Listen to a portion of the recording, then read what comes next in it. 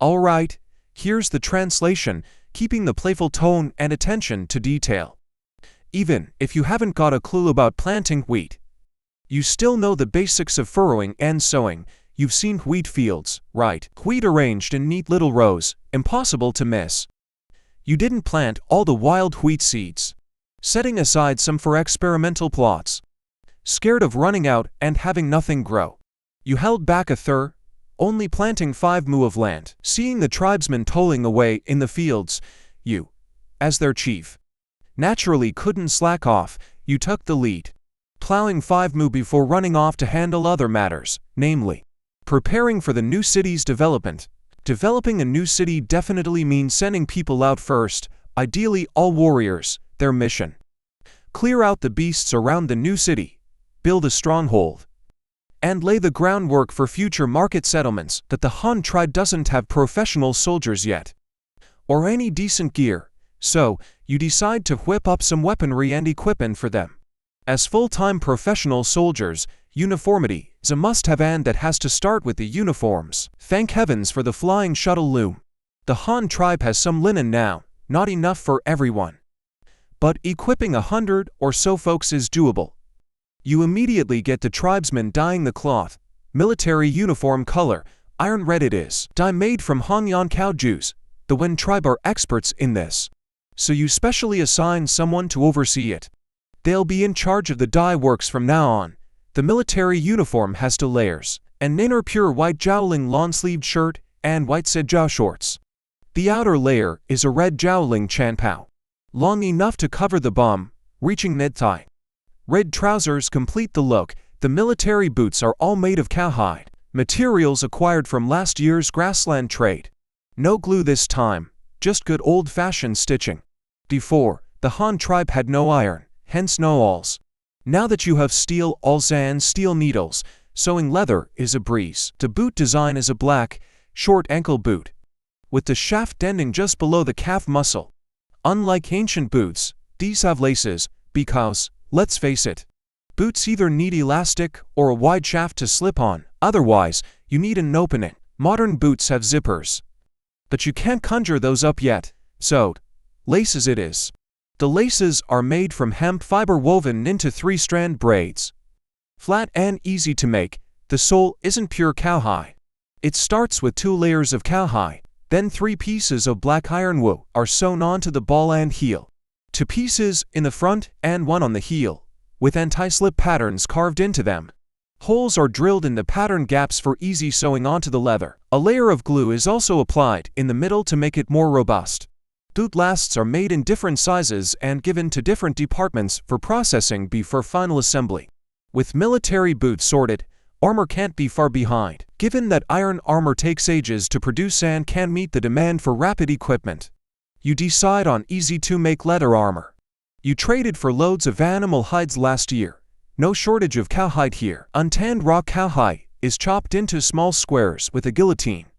Holes are punched in all 4 corners, and 6 layers of black lacquer are brushed on. These little armor plates become rock solid, tougher than wool, and more flexible too. This is just the first step of armor production, the material preparation phase. Next comes assembling different armor types for different troop types.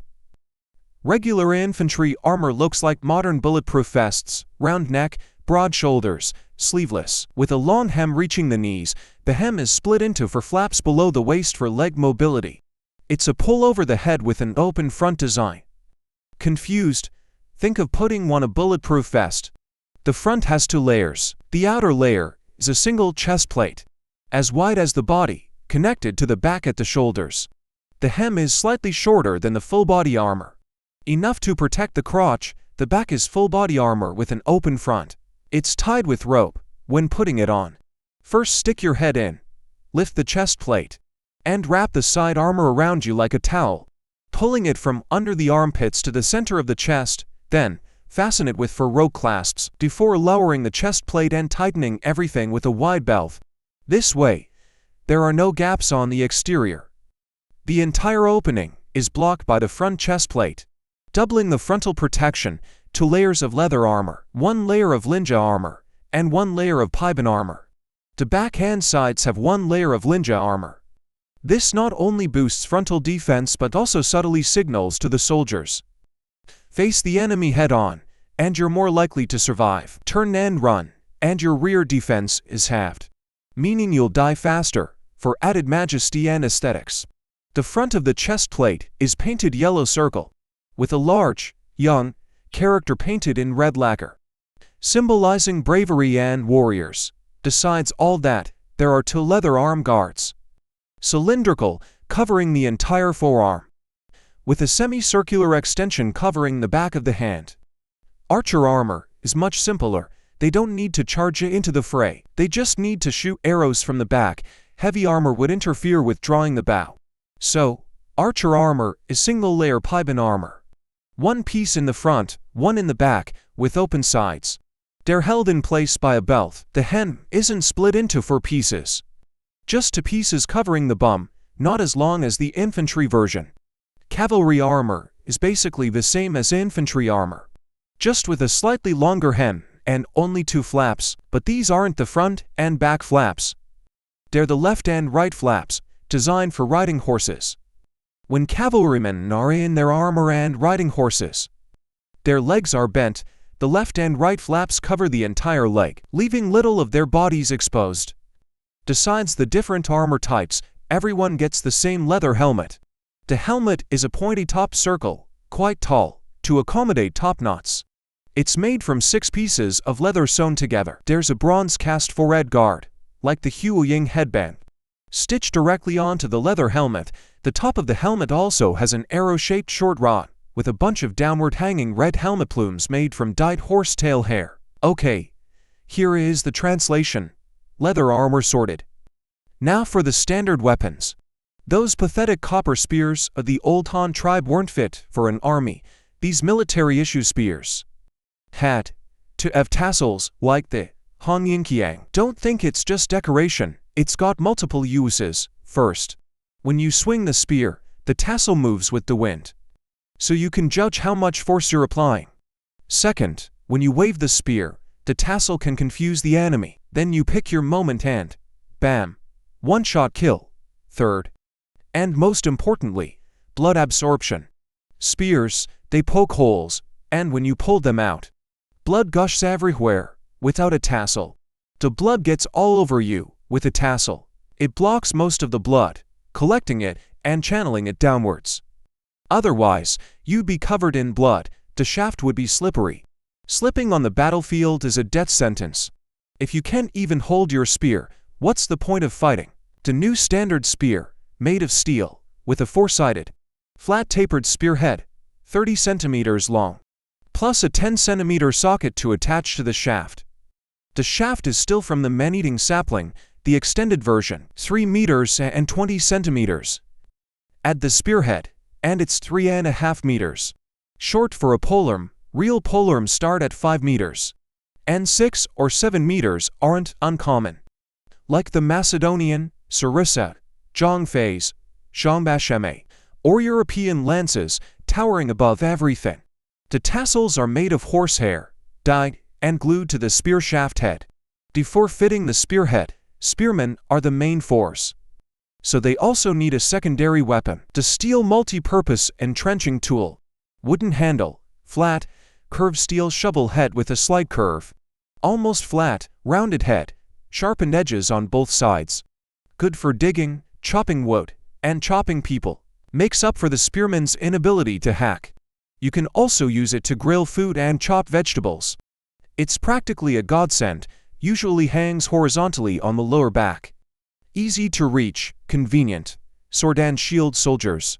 The shield is a wooden rectangle, shallowly curved, slightly convex. Made of hardened oak planks, 2 centimeters thick.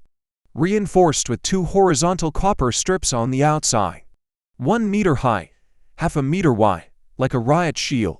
I know them well. The most distinctive feature is the semicircular cutout on each side of the shield. In the middle position, it's a brilliant design.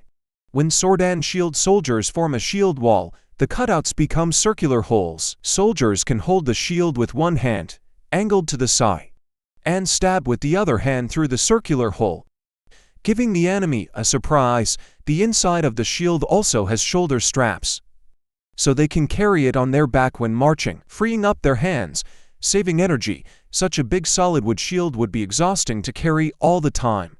For the sword of the Sordan shield soldier, I pondered for a long time and decided on the Yanling Dao, 70 centimeters long, a mainstay of the Ming and Qing dynasties. There's a reason why it evolved from the Huan Shou Dao to the Tang Han Dao, and then to the Yanling Dao, with a curve.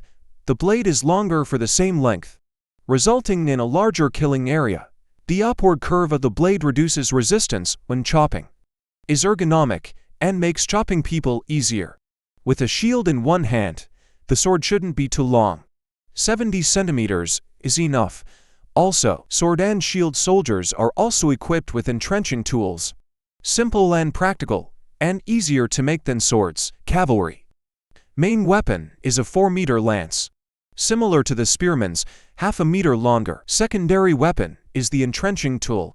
It should be a saber, but we'll start with the Miao Dao, the large size, complex to make, not enough of them, so we'll switch later. The Miao Dao isn't a knife of the Miao people, it just resembles a rice seedling.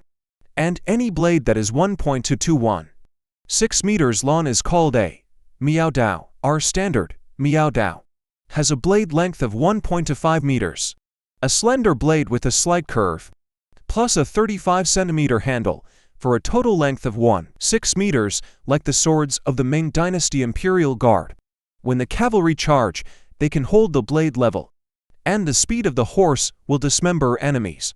A human head harvesting machine, also fierce in dismounted combat. The long blade and long handle allow them to use their full strength to charge into the enemy ranks and chop wildly, with explosive killing power. No one can get close, like a Scottish claymore. Swings and people die. Archers. Longbows are the main weapon, simple to make, good power, easy to equip. Bows and crossbows must be developed, but it can't be rushed. The structure is complex, and the bow itself requires composite materials, troublesome, to improve the archer's survivability in melee combat. They are uniformly equipped with entrenching tools to chop people when necessary. The first month of spring was spent spinning like a top. Ever since you came to this Han tribe, the work has never stopped. But working people are the most glorious, and effort is always rewarded. That's a principle that holds true anywhere. After a month, the fields on both sides of the river were taken care of. Lush green rice seedlings filled the fields. Nearly 2,500 mu of rice paddies. Spring planting completed in a month. Those several hundred cattle and horses made a huge contribution, and of course, so did our 4,000-plus population. This month, the manufacture of armaments has also been roughly completed, thanks to that windmill-powered hammer. Blacksmithing is no longer just hard labor, but a skilled trade. Mass production and proficiency is increasing rapidly. Everything is ready. Spring planting is over, and the tribesmen can finally catch their breath. You begin to select soldiers from among the able-bodied young men preparing to form the Han tribe's first professional army. The entire tribe has more than 4,000 people. Children under 10 account for 1,500. Adult women 17 or 1,800. Leaving only 7 or 800 adult men, so few people, and you want to create a standing army. You figure you'll put together a GU of 155 men first. The others still have to work. This is already the limit. The market of the second month of spring had just ended, and on this morning, all the tribesmen received a notice that the leader was summoning all adult men to the square. The tribesmen knew what was up. They mostly guessed what you were going to do. After all, you'd been having the tribesmen make all sorts of strange things lately. And the word had spread, and rumors were flying everywhere. Hearing the summons, everyone hurried to the square.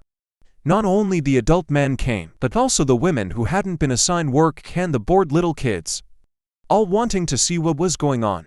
On the flag platform in the square, you stood in a coffee-colored coarse cloth robe, a lawn sword hanging from your waist, with for models behind you, Ling Fan, Shouyet, Shu Da, Zhu Tiyu. The four of them were wearing white linen underwear, shorts, and straw sandals, standing with you, being inspected by the villagers. Seeing the crowd gathering below, you cleared your throat. Quiet, everyone. Today, we are gathering to select a group of the most excellent warriors. This time, we will select 155 people, and they will become professional soldiers. They will only listen to my orders.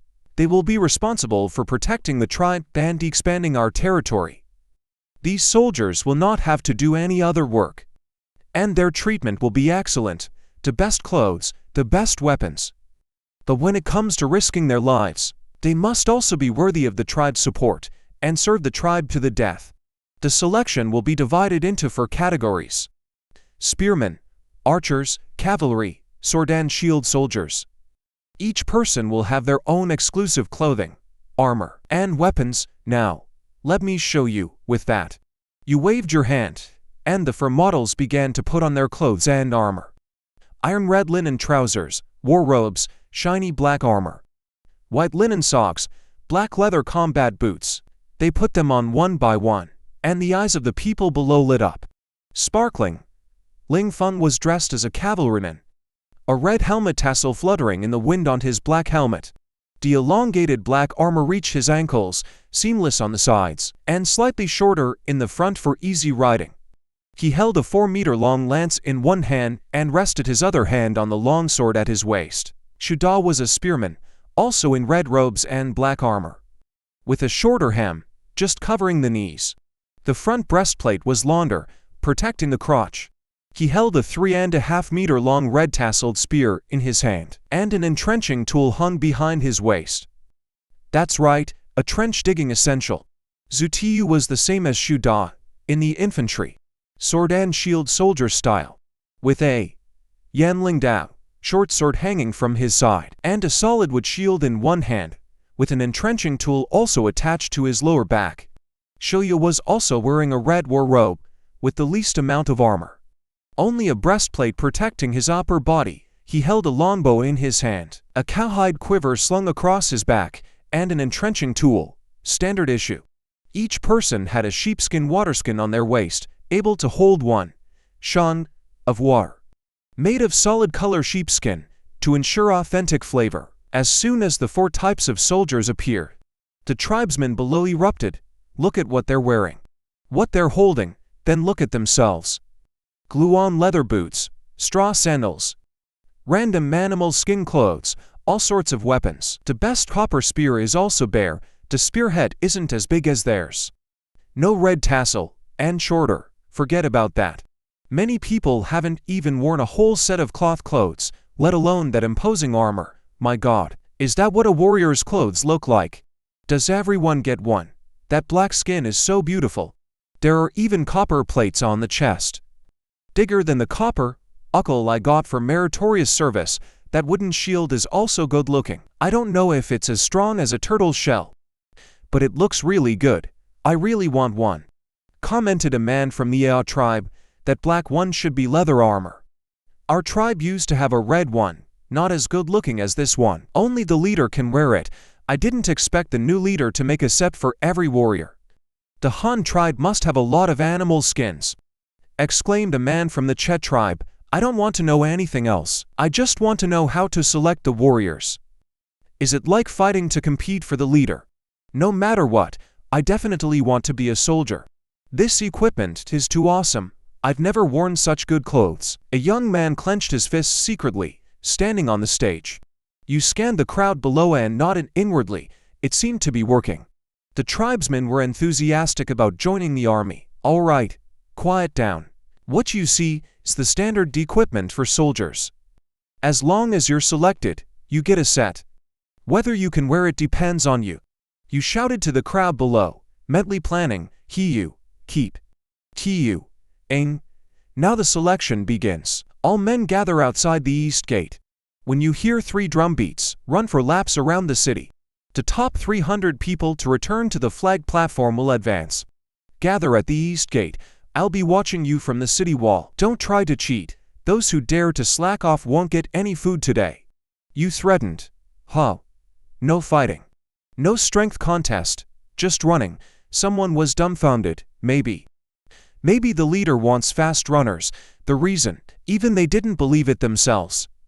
Shouldn't warriors be able to fight? Who cares? Let's just run. I'm fast, I'll definitely be selected. Stop talking nonsense, they're already running to the city gate. What good will it do you if you're late? You don't know anything, they're running fast. But they'll run out of energy soon. I'm saving my strength. The men roared and ran to the outside of the east gate. You took the 4 models to the city wall, one responsible for each side, and you, timing on the east gate tower. When everyone was there, you shouted, "Run north from here." 4 laps around the city counterclockwise. The first 300 to enter the city gate will advance. Seeing that they were ready, you had Shuda beat the drum. Dawn, dawn, dawn. 700 or 800 grown men sprinted away, raising a cloud of dust. You had your reasons for choosing soldiers with a long-distance run, to fight in armor. You have to be in good physical condition. Even leather armor weighs 30. Jin, switch to iron armor. And the weight doubles, without good stamina. You want to charge into battle wearing armor. Dream on. 1 lap around Hanyang City is 1,400 meters. Plus the moat, it's probably 1,500 meters. For laps, that's 6 kilometers, modern soldier fitness training. For these primitive people, it shouldn't be a problem. It's just a matter of speed. You stood on the city wall and looked down. After 1 lap, the ranks were thinning out. But no one was lying down. Not bad at all. If this was modern times, middle school students would be throwing up after running 1.5 kilometers. Primitive people are in better shape after all. Another lap, finally, someone collapsed. And others were holding their knees and vomiting. Under the city wall, Shuwu and the elders, along with some women, helped the fallen to the side to rest, immediately eliminated. 3rd lap, the speed slowed down, but no one vomited. Anyone who can insist on running 3 kilometers isn't in bad shape. The ranks spread out more and more, with the first and last place being more than half a lap apart. 4th lap, you came down to the city and stood at the east gate. Waiting for the first 300, you had to count yourself, afraid others wouldn't be able to count clearly. The men, exhausted like dogs, finally came back. The first group, about 20 people, actually still had energy. You gave each of them a chopstick as a marker. They all had the potential to be officers. To be convincing, you can't be inferior to even the common soldiers. Who would listen to you?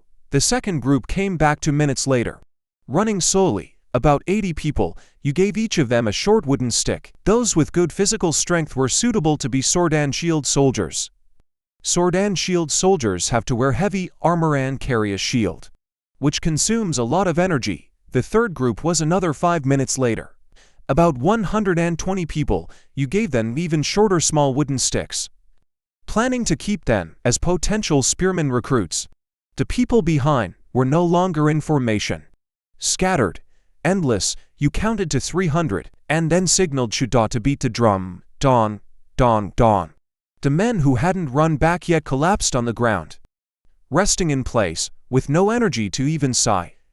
The 300 men who entered the city returned to the square to assemble, waiting for the second round of selection. This time, half would be eliminated. Gu has a size of 155 people, of which you will personally appoint the 3 highest-ranking officers, and the remaining 152 will be selected from these 300. After the 300 people rested for half an hour, drank water, went to the bathroom, and recovered some of their energy, the muscle soreness didn't get better so quickly that they would get used to it by running a few laps every day, seeing the people below stand up again. You came to the flag platform again. Second round of competition. Draw lots to determine your opponent. After drawing lots, a group of 30 people will come to the front, no weapons allowed. You will be advanced if you first knock your opponent down with bare hands, directly selected into the army. But be careful not to seriously injure people. Just knock them down. Understand? Understood. Hearing the requirement, the 300 able-bodied young men finally came to the fighting part.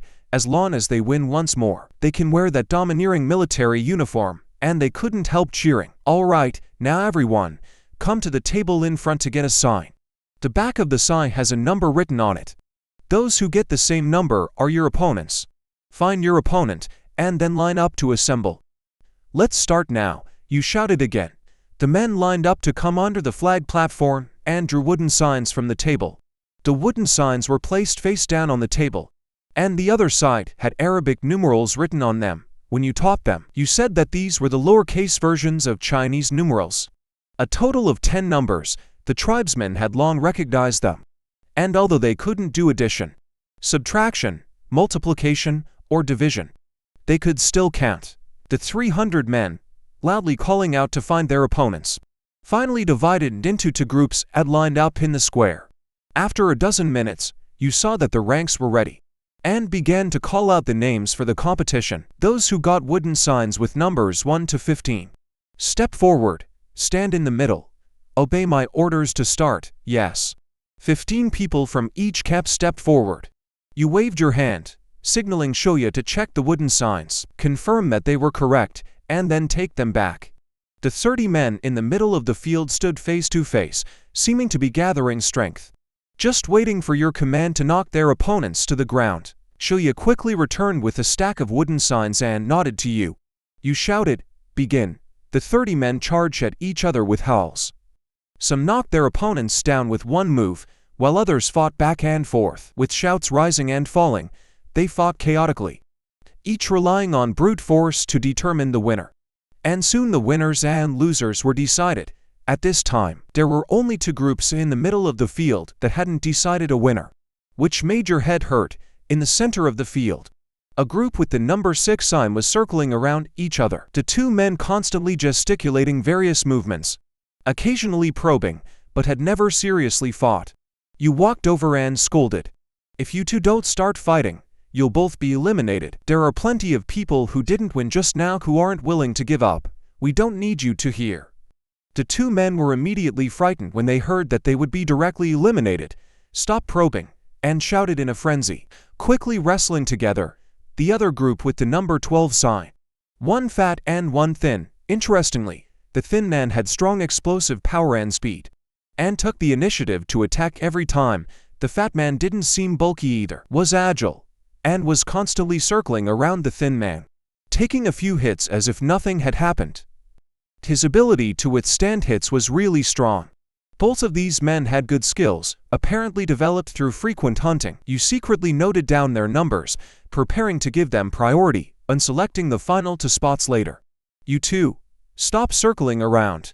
You must determine the winner within 3 moves. Otherwise, before you could finish speaking, the thin man and the fat man charged at each other instantly. The fat man reached out his hands to grab the thin man's shoulders. The thin man quickly sprinted, jumped with one leg, and kicked the fat man in the chest. The fat man was hit hard, grunted, stumbled, and was about to fall backward. At this critical moment, the fat man's outstretched hands instantly grabbed the thin man's ankle, and then pulled hard, twisted, and the 2 fell to the ground together at the same time. Cheers rose all around. You thought both of them were pleasing to the eye. The thin man's moves were fierce. The fat man was resistant to beatings, but not stupid, and pulled the thin man as a cushion when he was about to fall. If this were the battlefield, they would definitely pull someone down with them even if they die. TSK, TSK, TSK. The 2 men fell to the ground at the same time, reluctantly stood up, patted the dust off their bodies, and stood in front of you, not knowing how this round should be judged. You looked at the 2 men with a smile, your eyes full of appreciation, and said to them, "What are your names? Have you been given names?" Reporting to the leader, "My name is Hanyang." The name was taken according to the words on the bowl. They said that Mankang means a lot of grain. I usually eat a lot, and I hope our tribe will always have a lot of grain. Hehe. The fat man scratched the back of his head and said with a simple smile, "Well, Hanyang, a good name. Being able to eat is good. More food means more strength." You nodded. It turned out that he was a tribesman bought from the Fu tribe. Reporting to the leader, "My name is Chai Duodwo." The thin man answered seriously, without wasting words, "Well, Chai Duo is good. It won't be cold in winter. You're from the Cha tribe, right?" You nodded with a smile. Reporting to the leader, "Yes." Chai Duodwo replied simply again, seeming not to be good at socializing. Hanyang, Chai Duodwo. Now you to have Thai. Who should I choose and who should I not choose? It's really difficult. Otherwise, how about this? You two fight me. I'll choose the last one standing. How about that? You playfully said, showing off your playful nature. Fight with the leader, both of us together. Hu and Chai asked at the same time in confusion. What? Are you afraid? You asked rhetorically in a light tone. It's not that we're afraid. It's just, then there's no problem. You two fight me one. Whoever doesn't fall in the end. I'll choose him. Isn't that fair? Come on. Come on. I don't think you two are the type to dawdle. Saying that, you took off the sword at your waist and put it on the table. Then pulled up the front and back hem of the short robe and tucked it into your belt, looking ready to fight. Chai and Hu looked at each other. And seeing that the leader didn't seem to be joking, they nodded to each other. They were tribesmen who joined the Han tribe later, and usually only knew that the leader was extraordinarily wise, and they admired the leader very much, but they had never really seen how strong the leader's martial arts were. Now that they heard that the leader was going to fight too, they couldn't help but feel competitive. They were both hot-blooded young men, and although they hadn't killed anyone, they had slaughtered a lot of prey, facing the newly adult leader. They were really unconvinced in terms of martial arts alone. You were also ready, and stood in the middle of the field in a grand manner, waving to the two of them. The two men looked at each other and began to circle around you to find their own positions. The alternative soldiers on both sides of the field also widened their eyes and watched. They were also very curious, and had never seen you fight since coming to the Han tribe, and had no knowledge of your martial arts. Now that they could watch the battle with their own eyes, they were all extremely interested, and were discussing it in low voices below. Today was the day of soldier selection, and the women and children in the tribe who had nothing to do also came to watch. 1,000 or 2,000 people surrounded here, all with wide eyes staring at the center of the field. On the martial arts field, you stood in place, and Chai and Hu were still circling around you. The positions of the two men were very interesting. Chai Duodwo was always facing you, while Hu Mankang was always standing behind you, unable to see even the corner of his eye. As long as you turned around, the two men would turn around, seemingly forming a combat alliance, just as you were turning your head again to observe what was behind you. Chai Duodwo seized the opportunity and charged at you with a roar. You saw this out of the corner of your eye, and to prevent Hu Mankang from attacking you from behind, you also charged towards Chai Duodwo. Chai Duodwo was explosive and had great jumping ability. As the two of you were about to enter striking distance, Chai Duodwo leapt up again on one leg, extending the other straight out. A flying Waxin Jiao was aimed right at your chest. You stood in the open space, looking at this guy called Chai Duodwo. It's still the same old move. Fine, I'll indulge him. You stamped your foot on the ground and leapt up.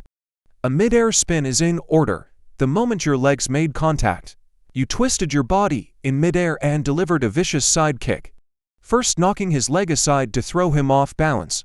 Then, you continued the rotation, following up with a flurry of kicks, tapping his back with your toes, sending him flying horizontally, down, landing. Before you could even steady yourself, a vicious gust of wind attacked from behind. That brute Hu Mankang was charging, howling like a banshee. You touched the ground with your toes, spun your body around, squatted down low, barely dodging his bear hug. Then, you moved in close, nestled yourself into his embrace, pushed off the ground with all your might, leaned your head, and rammed your right shoulder into his chest. Taishanka. Hu Mankang staggered from the impact, on the verge of falling. The last time this guy tried to take someone down with him, so you had to prevent that this time.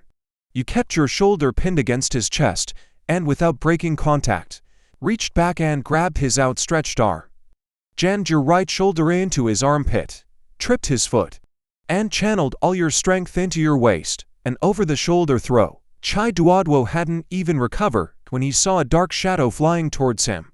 He quickly rolled away, with an put-on sound. Hu Mankang landed where he had just been lying. The two of them began to groan and whine. Was this commander to overpower? They couldn't even withstand a single move in a 2-on-1 fight. They both flew. Now everything is great. Lying on the ground together, and neither can be promoted. The surrounding tribesmen gasped in amazement, expressing their shock at your martial prowess. Wokow, Chief is awesome. He flew up and kicked twice, but ran and throw. What moves are those? Chief, teach me. Dahlia in the crowd rubbed his fist, still remembering the pain from the finger wrestling match last time.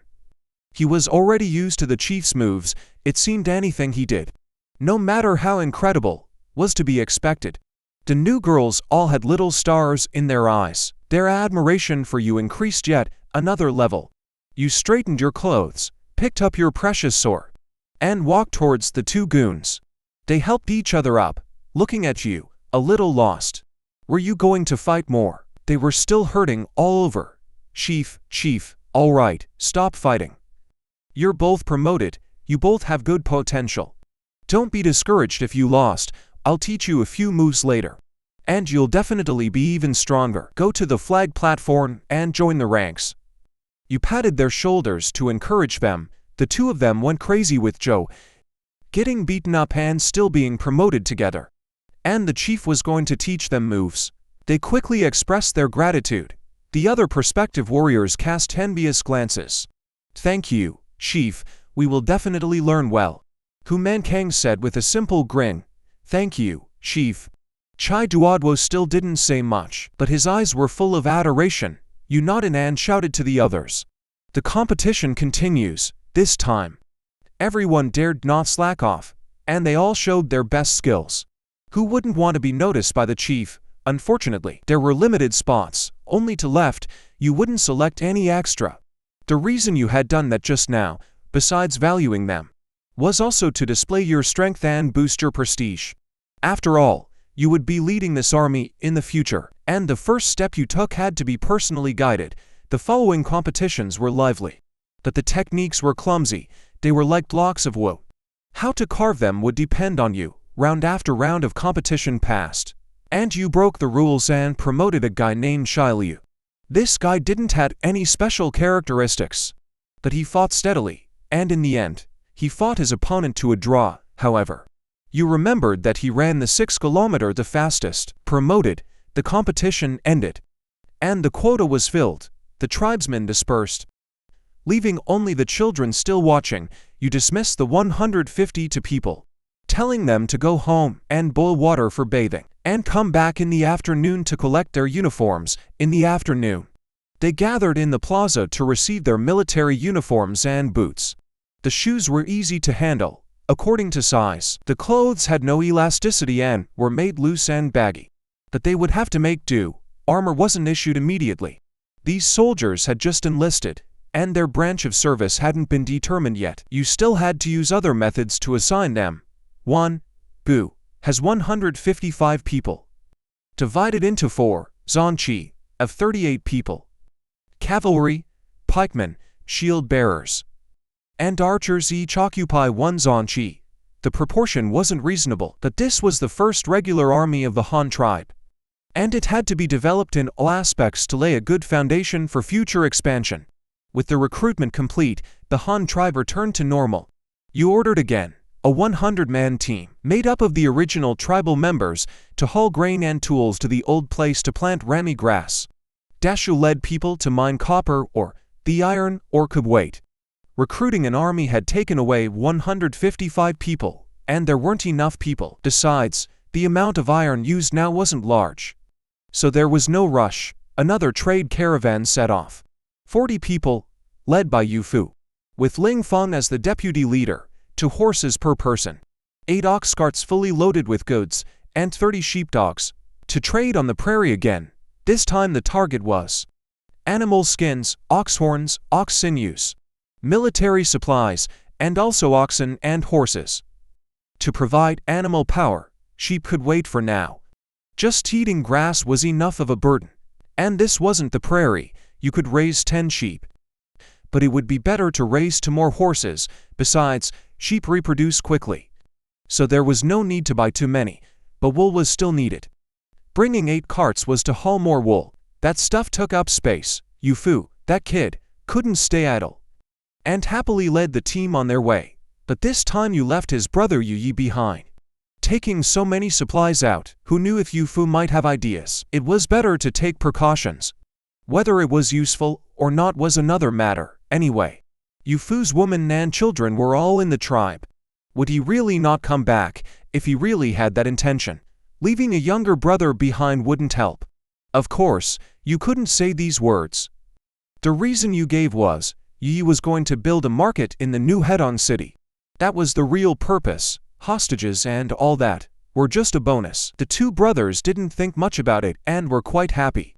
Especially Yi, after following his elder brother for so many years. He was finally going to lead a team himself. After hearing about it, he ran around excitedly, urging various workshops to rush the production of goods. The slaves continued to build. It was estimated that Hanyang city would be completed in a year. When the time came to transfer them to the new city, there would be no shortage of work. After arranging the outgoing teams, you plunged into military construction. The future of the Han tribe's army depended on this moment. Speaking of which, you were a soldier in your previous life. And you missed your military life if you didn't have to manage the entire Han tribe. You really wanted to dive into the barracks and relive those days. Military construction, first and foremost, was about independence. It had to be separated from the common people, being a soldier, and still going home every day to be with your wife and kids. Too undisciplined, the first order, move out. Soldiers couldn't just go home whenever they wanted. You allocated a newly built warehouse to be used as a barracks. From now on, that's where they would live. The warehouse was paved with bluestone bricks, and you had the carpentry group build bunk beds.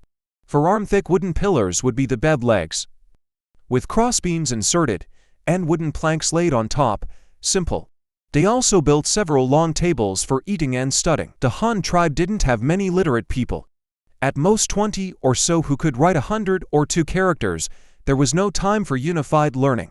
There was too much work, and too many people. You couldn't just gather thousands of people together for classes. Right? Now the opportunity had come. 155 soldiers. Not too many, not too few. With nothing to do. Formed a large class to study, no problem. Test it out first. Moreover, the soldiers couldn't just be in class all the time. Most of the time was still for training. You could take advantage of this time to organize another group of students to study, to train future teachers. You couldn't possibly teach all the children in the school yourself in the future. Right? Where would you get that time and energy? At most, you could train a batch of teachers and compile some teaching materials, give them lectures when you had time. That was all you could do. With a goal, you had to take action. In the second month of spring, while leading the soldiers in formations and physical training, you also proposed various rules and regulations to standardize them. To give them the appearance of soldiers, you had to get up when you heard the drum in the morning. Then do morning exercises, running for laps around Hanyang city every day. Come back to cook, tidy up your room, and eat breakfast. Then formation practice, getting familiar with equipment. In the afternoon, physical training and studying regulations. On the other side, you were also urging the carpentry group and the killworkers group to make teaching aids, tables and chairs, wooden blackboards painted with black lacquer, chalk made of lime, and hundreds of small blackboards. The big blackboard was for teaching, the small blackboards were for the students. You couldn't just look at the characters when learning to write. You had to practice yourself. Making paper was too troublesome, and the current conditions didn't allow it. Practicing writing in sandboxes wasn't effective. Blackboards and chalk were much better. White characters on a black background, clear and distinct, and you could erase them after writing. For repeated use, only consuming some lime. Making chalk was also not complicated.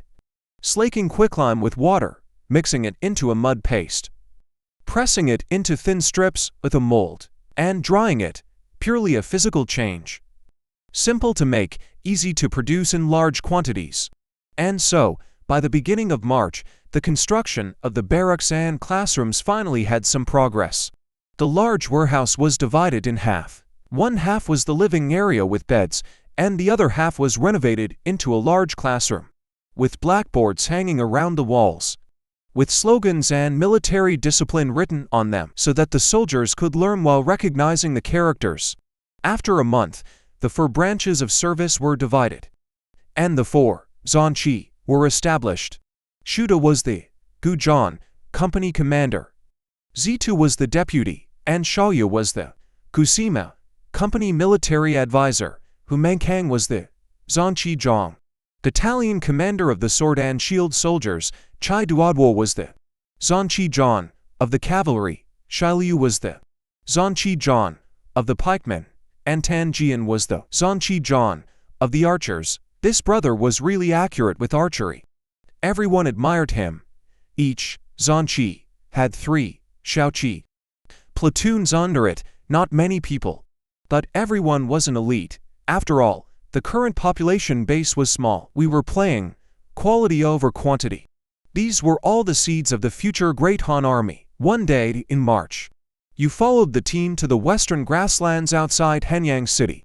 Watching these 100-odd people running over, shouting, 1, 2, 1. To be honest, you felt a little proud. These guys were all trained by you. 1, 2, 1. Halt, right face. A line to the right, each banner reports your numbers.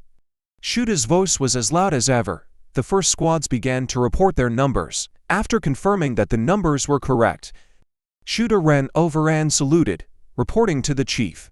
1 gu is supposed to have 155 men. 155 men present, fully equipped. Please give instructions. You simply replied with a stand at attention. Yes. Shuda's posture was as standard as it could be. You walked in front of the team, shouted, at ease, and began to assign today's training. Chai Duodwo, take orders, here. Chai Duodwo's voice was loud and clear. Lead the cavalry training. Subject 1. Quickly mount and dismount equipment. Subject 2. Cavalry formations. Subject 3. Mounted horse exchange. Afternoon assessment. Pay attention to safety during mounted horse exchange. But don't be a wimp. This is a life-saving skill. Getting hurt now is just an injury. But on the battlefield, you'll lose your life. All of you, take it seriously. You said with a straight face. This general obeys. Chai Duodwo saluted and led the cavalry away. Tan Jian, take orders, here. Your unit will practice changing arrow formations. Afternoon assessment, no mistakes allowed. This general obeys.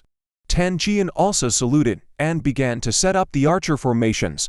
Before long, you heard Tan Jian shouting, advance 50 steps for volley, advance 200 steps for volley. Accurate free shooting. This guy was really professional. The remaining sword and shield soldiers and pikemen were personally led by you. The sword and shield soldiers practiced shield formations, engaging in armored combat drills.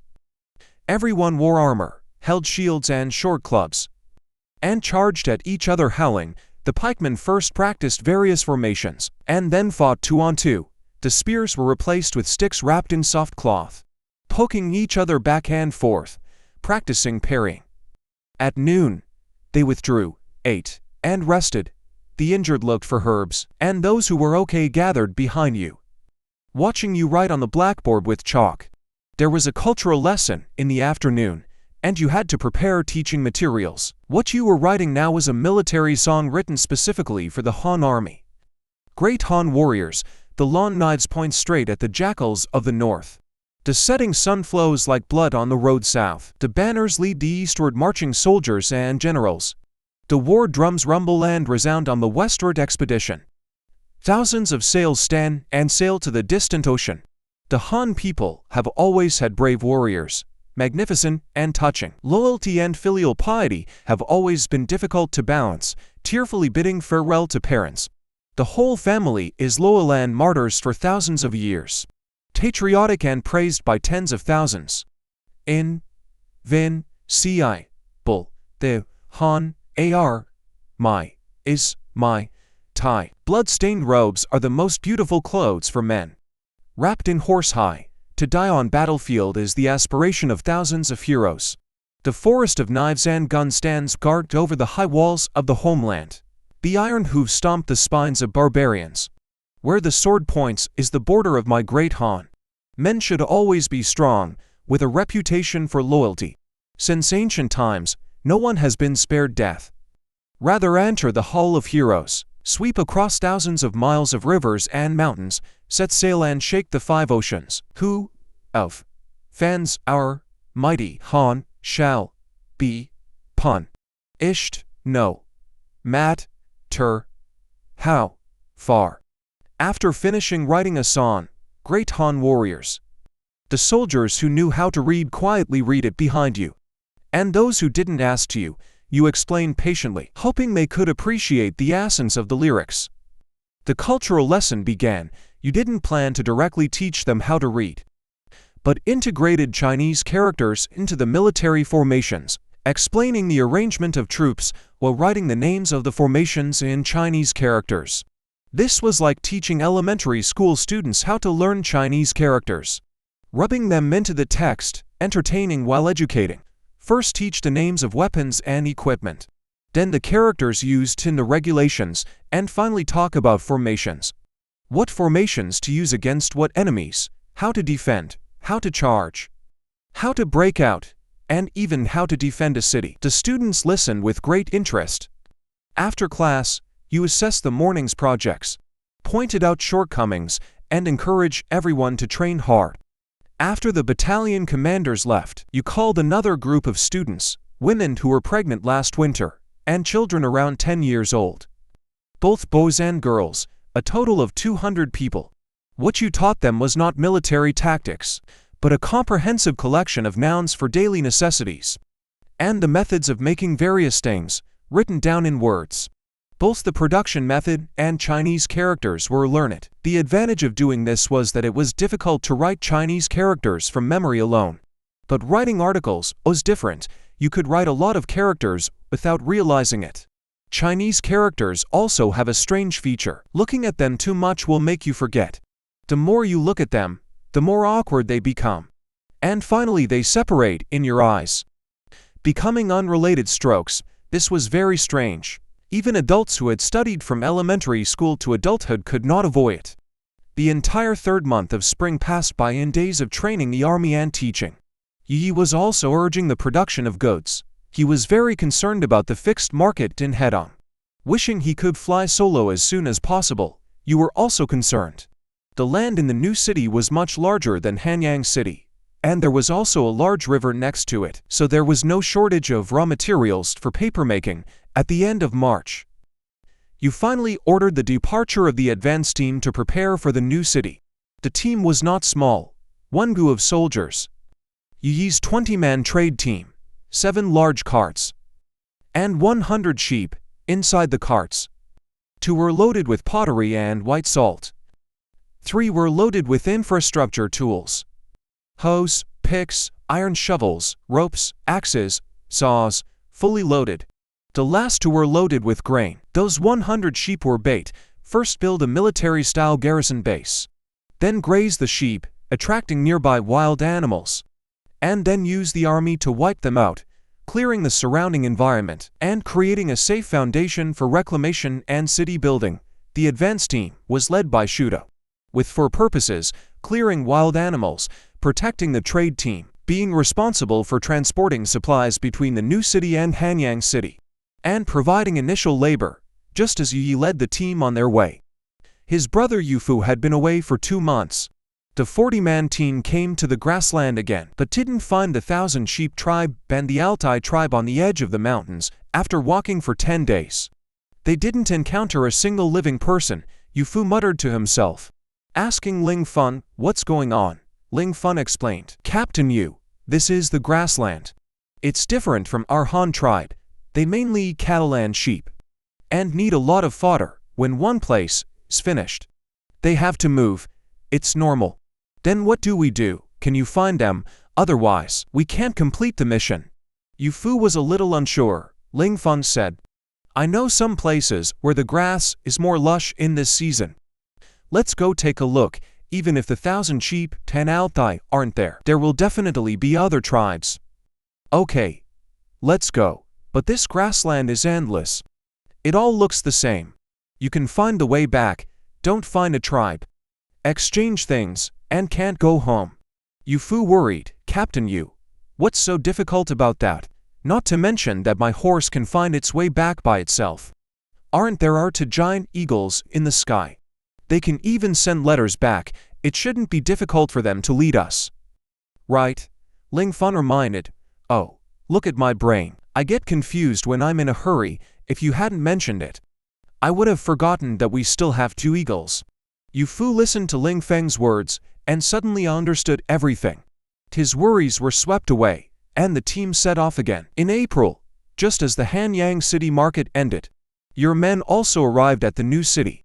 This location had been determined in the winter 2 kilometers east of the big river, and between 2 mountain ranges north and south, set up camp. More than 100 people cut down shrubs, used local materials to build thatched huts. They were really going to settle down here. This movement naturally attracted attention. The tribes in the mountains on the north and south sides discovered the situation while hunting by the river. Although there were many wild animals by the river, and it was not suitable for living, it was a good hunting ground, so the surrounding tribes often came to hunt. And it was not difficult to find people settling down here. What confused them was that this new tribe was very strange and powerful. Out of the 175 people, there wasn't a single woman. Was this still a tribe? It was more like a hunting team from some super tribe. In the team, most people wore the same red clothes and black armor, like the guards of immortals. The behavior of these people was also very strange. Every day they lined up in neat formations and did strange things. The atmosphere was so serious that they didn't seem like normal people. The weapons they held were even something they had never seen before. So the hunting teams from the surrounding tribes didn't dare to make contact rashly. Who knew if it was good or bad, until one day, they met by the river. The hunting team was hunting a deer. Bone spears were stuck in the deer, and it was about to die. A team of 12 pikemen driving an ox cart came to the river to fetch water, directly scaring the hunting team away. They even forgot to take their prey. But giving up the prey was not a good idea. The women and children in the tribe were still waiting for food, so they didn't run far, wanting to see if these people would rob the deer. If they didn't, they would pick it up after they left. That Shaoqi of the Han tribe naturally discovered them, but didn't go to rob the prey. You had told them not to easily start conflicts with the surrounding tribes, to avoid affecting the future development of the market. As long as others didn't attack first, they couldn't offend them first. Robbing prey between tribes was a taboo, easily leading to conflict. After all, that was food, which could be life-saving. So the soldiers of the Shaoqi didn't care about the dead deer. They didn't even get close, just waved their hands from a distance, and then the ones who fetched water, and the ones who washed their faces washed their faces. When washing their faces, a group of people took off their helmets, revealing the buns on their heads, which the hunting team saw clearly. Chief, look. The hair of that group of people seems to have been seen somewhere, a teenager reminded. It's a little familiar. Where have I seen it? The chief couldn't remember either. I remember. Last winter, there was a group of tribes riding wild animals, who came to our tribe to exchange white salt and pottery pots for a few people. At that time their hair was tied on top of their heads, but they were wearing animal skins. Someone next to him suddenly recalled. You put it that way, it does sound familiar. How about you to go and retrieve the deer? And while you're at it, inquire about their identities, the chieftain said, half soliciting, half commanding. As soon as he finished speaking, the others instantly took a step back, infuriating the chieftain to the point of wanting to curse. A bunch of gutless mice. Come on, let's all go and ask together. This time, with the chieftain leading the way and so many others following, they finally dared to approach. A dozen or so people slowly approached within 10 meters of the Hanbu small flag, a few picking up the dead deer on the ground, while the others warily watched the Shaoqi soldiers. Afraid they might suddenly launch an attack, the Shaoxian smiled, handed his spear to a teammate, and walked over, only carrying the Bingonkin at his waist. Friends, would you like to come to our tribe to buy things? Our tribe has moved here now, and will be living here from now on. The Shaoxian gestured. Who are you? The chieftain asked, puzzled. What, have you forgotten? Last winter, our tribe members, and to exchange pottery pots and basalt with you. The Shaoxian reminded him. Oh, so it really is you. Then what do you mean by buying things you just mentioned? The chieftain continued to ask. It's like this. Last winter our chief asked us to come here to sell things. And we found that there are many tribes here. To make it easier for you to eat basalt, we were sent to establish a market here, a gathering for trading with various tribes. If you need basalt and pottery, or other tools, even cloth, you can come here to exchange them. We will be living here permanently from now on, and we won't be leaving. The Shaoxing explained. This was quite a mouthful, but the chieftain understood the gist of it. This tribe with basalt and pottery would be stationed here permanently and would also hold a long-term gathering for trading goods. Called a market, this seemed like a good thing, making it easier for them to get salt in the future. But Hanbu's basalt was too expensive. That white powdery crystal was addictive. Not having it for 2 days left you feeling weak all over. It was strangely potent, and they sold it so expensively. But we don't have enough people to exchange for your things. The chieftain said, troubled, you don't need to worry about that. The reason we trade for people is simply to find more people to help us work. So, if you're willing to send people to help us with work, you can exchange labor for goods. For example, you send some people to help us build a house. Once the house is built, we'll exchange basalt or other things for it. And these people will still be your people. What do you think of this idea? The Shaoxing introduced it, according to your instructions. Oh, it can be done like that. Just help you guys with some work and we can exchange for goods. And the people are still our people. The chieftain asked, pleasantly surprised. Then suddenly seemed to remember something and frowned again. The Shaoxing glanced at the chieftain, as if reading his mind, and quickly added, oh, I forgot to tell you, if you come to help us work to exchange for things, in addition to the final reward you receive, we will provide 3 meals a day. And basalt will be added to the food. That way, not only can you exchange for basalt in the end, but if you come here to work every day, you can also save a lot of basalt for your own tribe. Done. This is solid. The chieftain was overjoyed upon hearing this, grinning from ear to ear. He had been worried about how his tribe would get by providing labor for the Han settlement. But now they were not only providing meals, but also distributing white salt daily.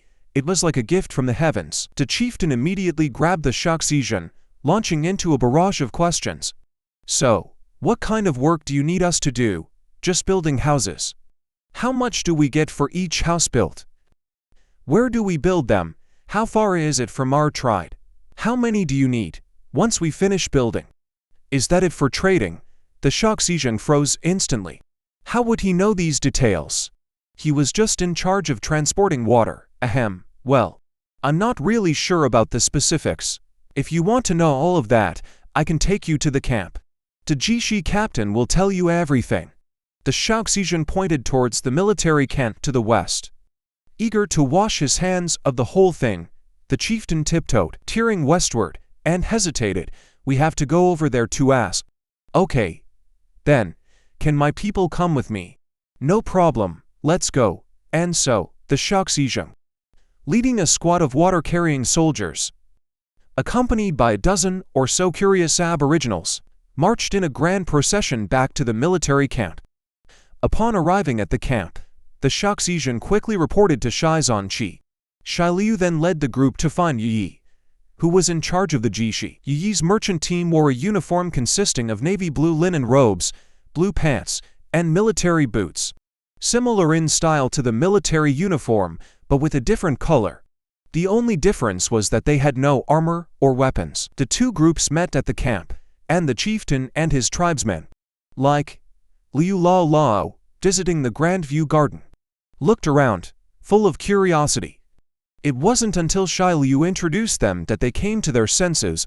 This is Captain Yu, who's in charge of the Jishi. You can ask him anything you need to know. Oh, okay. The chieftain nodded and bowed to Yi, looking at their attire and instantly feeling inferior. These were just the little captains and soldiers of the Han settlement, so what did their leader wear? This Han settlement was far too extravagant. Regaining his composure, the chieftain repeated his earlier questions, waiting for Yi's answers. None of what you asked is a problem. The land for building the houses is right here. It won't take your land. Anyway, nobody lives here. It's not far from your tribe either, you can come here to hunt. So working here shouldn't be a problem, Yi stated firmly. Building houses here, that's good. No problem, we can come, the little chieftain nodded repeatedly. As for what kind of work, right now, it's just clearing the ground. Chopping trees, cutting bushes, pulling weeds, then digging soil, building kilns, burning bricks. And then just building houses non-stop. Don't worry, there's plenty of work. You might not finish it in your lifetime. Yi said leisurely. Never finish it, even when I die. How many houses do you want to build?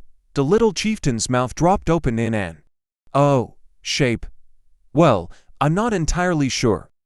Our leader just said to build a few hundred households first, and then there's much more. Though we definitely won't finish this year, so you don't have to worry about running out of work. Yi scratched his head.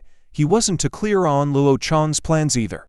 He only knew that this new city would be much larger than Hanyang City. Oh, I see. So how much can we get for working here? The little chieftain finally asked the most important question. We pay wages by the day. 3 meals a day, the same as what we eat. 1 day of work gets you a porcelain bowl. 5 days gets you a small bucket. 7 days gets you a pottery pot. 10 days gets you a big bucket. And 3 months gets you an iron pot.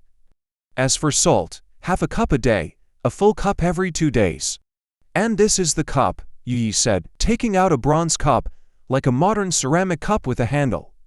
That could hold 250 milliliters of water. If it was filled with salt, it would probably weigh about a pound. The little chieftain looked at the cup, calculating in his mind. He recalled the time in winter when he had exchanged a large bowl of white salt for people, and still felt that it was more worthwhile to work here, although that large bowl of salt was 5 or 6 times the size of this cup. The people were gone. Now, as long as they worked for the Han settlement for 10 days, they could get so much salt, and the people would still be there. Was there even anything to consider? Of course they should work. If that's the case, that's great. I have one last question. How many people do you need? Do you only need men, or do you need women too? The little chieftain asked again. As for the number of people, we need as many as we can get. Your whole tribe can come and have work to do. After you go back, you can contact the surrounding tribes and tell them what I just said. As for women, we need them as long as they can work. Even the little kids can do something. The pay will just be a little lower. Of course, very young ones won't work. Yi said after some thought. Even the kids, what can the kids do? The little chieftain was even more surprised. Herding sheep. See those sheep over there? They're all raised by our tribe. The kids just have to watch the sheep go out to graze every day, and then bring them back in the evening without losing any. And that counts as a day's work, Yi said, pointing to the 100 sheep not far away. The little chieftain was completely shocked now. He hadn't expected the Han settlement to raise beasts. No wonder they had so many people and didn't need to go out hunting. That thing doesn't bite, does it? I've never seen that kind of horned beast before. It doesn't bite. Sheep are very obedient. They eat grass, like 2 huddle together. Just watch them when they're grazing so they don't run away. Oh, then I have no more questions. We'll go back and discuss it today. And if we're going to come man work, I'll bring people over then. Having obtained the information he wanted, the little chieftain planned to return to his tribe. This matter had to be discussed with the elders. After all, the elders were the wisest in the tribe and could better analyze the pros and cons. Okay, no problem. It's best if you also tell the other tribes about this. We have plenty of work here. Not only can you get stuff, but you also get food. The little chieftain returned to the village with his spoils, his head full of the treasures of the Han settlement. The guys behind him didn't stop talking either. They were all murmuring about going to work for the Han settlement and getting good things. Who wouldn't want that? Yi didn't waste any time either. He first wrote an urgent memorial on Animal High, reporting on the progress of the work, and by the way, requesting more tools and food. He also specially invited you to personally select the auspicious site for the new city. After writing it, he sent it off with a whoosh, flying pigeon. More than 100 kilometers would be in your hands in over an hour. This was efficiency. After the letter was sent, Yi pulled Shuda aside to discuss sending a small squad of cavalry to squads of musketeers to escort a cart of Jian back. This Jian was a treasure. It could be woven into mats. When they returned, they could also bring back your new supplies. After the carts left, you received Yu Yi's letter in Hanyang City. You looked at the sentence, "Please plan the new city in person," and mutter, "This kid knows how to butter me up." But going there in person would be good. You had to think this through carefully. The land for the new city was a whole 80,000 mu of plains. If you only built a tiny thing like Hanyang City, wouldn't that be a waste? Without several 100,000 people, it wouldn't be farmed over. This time you're going to play big and build a giant city that can hold for 100,000 people. Yes, a city, not a fortress. The gears in your mind were turning rapidly. -1 kilometers long from north to south, 4 kilometers wide from east to west. Half the size of Chang'an in the Tang dynasty. About the same as Bianliang in the Song dynasty. In modern terms, about the size of a county seat. As for the layout, just follow Chang'an. 100-meter wide road running north to south in the middle, acting as a central axis. On either side of the central axis, there are 4 districts. In the east-west direction, divide them into 8 equal parts, each about 500 meters wide. Then, divide them into 12 equal parts in the north-south direction, each about 400 meters wide. After taking away the roads, this way, the whole city becomes a giant grid. Each grid is a fan, 500 meters long and 400 meters wide. Even larger than the current Hanyang city. The entire urban area would have 96 fan. Of course, they can't all be for housing, or 500,000 to 600,000 people could be crammed in. The 2 northernmost districts are exclusively for royalty, palaces, aristocratic areas. And they, Taixu, will all be arranged there. The remaining 10 districts, 80 fan, are for the common people and factories. There would be schools too, Yu, Shao, Qingsu, Taixu, corresponding to modern elementary, middle, and high schools. There will only be one, Taixu, next to the palace, managed by you personally, specially to train geniuses, the type who make it all the way through elementary school. Then, select officials and generals from these geniuses, and train some scientific and technological talents to add to the future of the Han settlement. Now about the common people's residences. This time you will have a unified plan. Each household will be 16.6 meters square, twice as big as the houses in Hanyang City. More houses can be built inside. If you just build the main house, you can build 5 rooms. This way more people can live there. In the remaining space, you can build a pigsty, raise some chickens, ducks, and geese. Separate kitchens and toilets are also standard. You can even dig your own wells and cellars. If it's not big enough, you can build south-facing houses, east and west wing rooms, a complete small courtyard, and live with 20 or 30 people, no problem, of course. The tribe is only responsible for building 5 main rooms and a kitchen. The rest is up to your own ability. The tribe doesn't hand out anything. With such houses, there would be at least 500 households in one fang.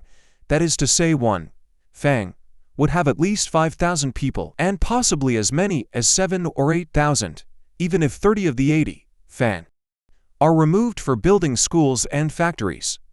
This city can still house 250,000 people. With so many people and large tracts of land to supply food, the population would definitely skyrocket. You could then issue a policy to encourage childbirth, such as rewarding to pigs for each child born, and a cow for 3 children. You'd see the tribe go crazy trying to have kids, not to mention 1 a year. Even 3 births in 3 years would be crazy fast. That population growth rate would be incredibly fast. In this era, what's most important? Population. Population is the primary productive force, a symbol of strength. Now that the planning is done, let's talk about the construction steps. It definitely has to be done in stages.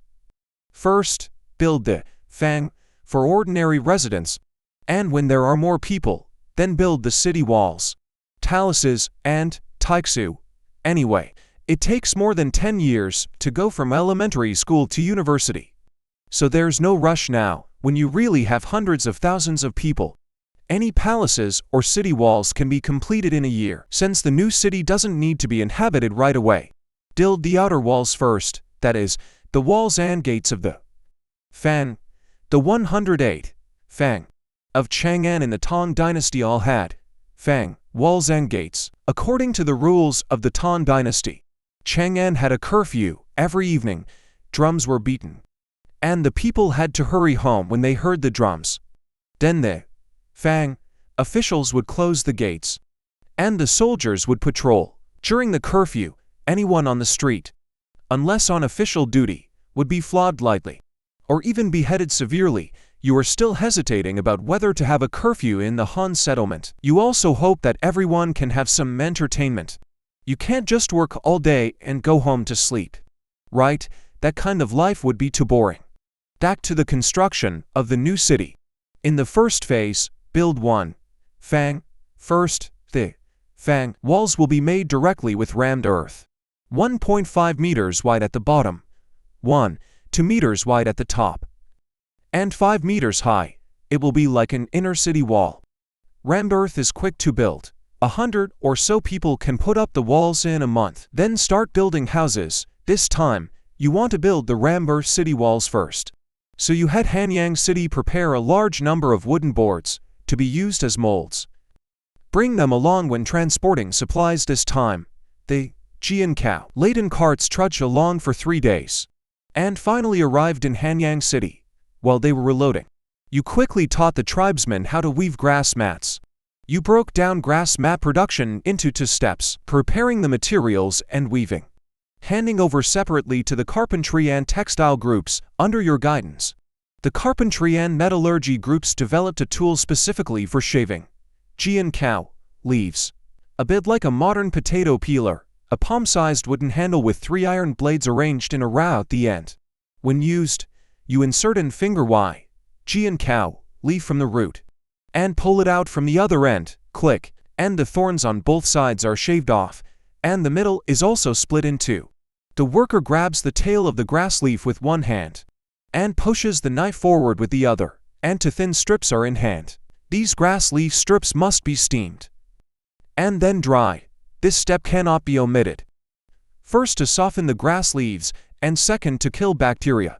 This is a cool mat for the con, and it will be in direct contact with the skin in the summer, so it must be clean and hygienic. Finally, there is the weaving of the mat. Use fine yarn as the warp, with 1 thread every 5 centimeters, then use the grass leaves as the weft.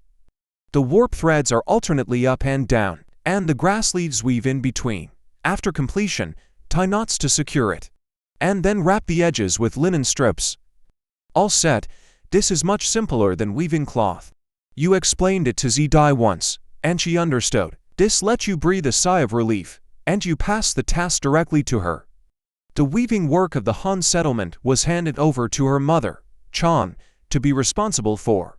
The mother and daughter each had a task, and both had something to do. With the work in Hanyang City properly arranged, you set off towards the new urban area with the carts.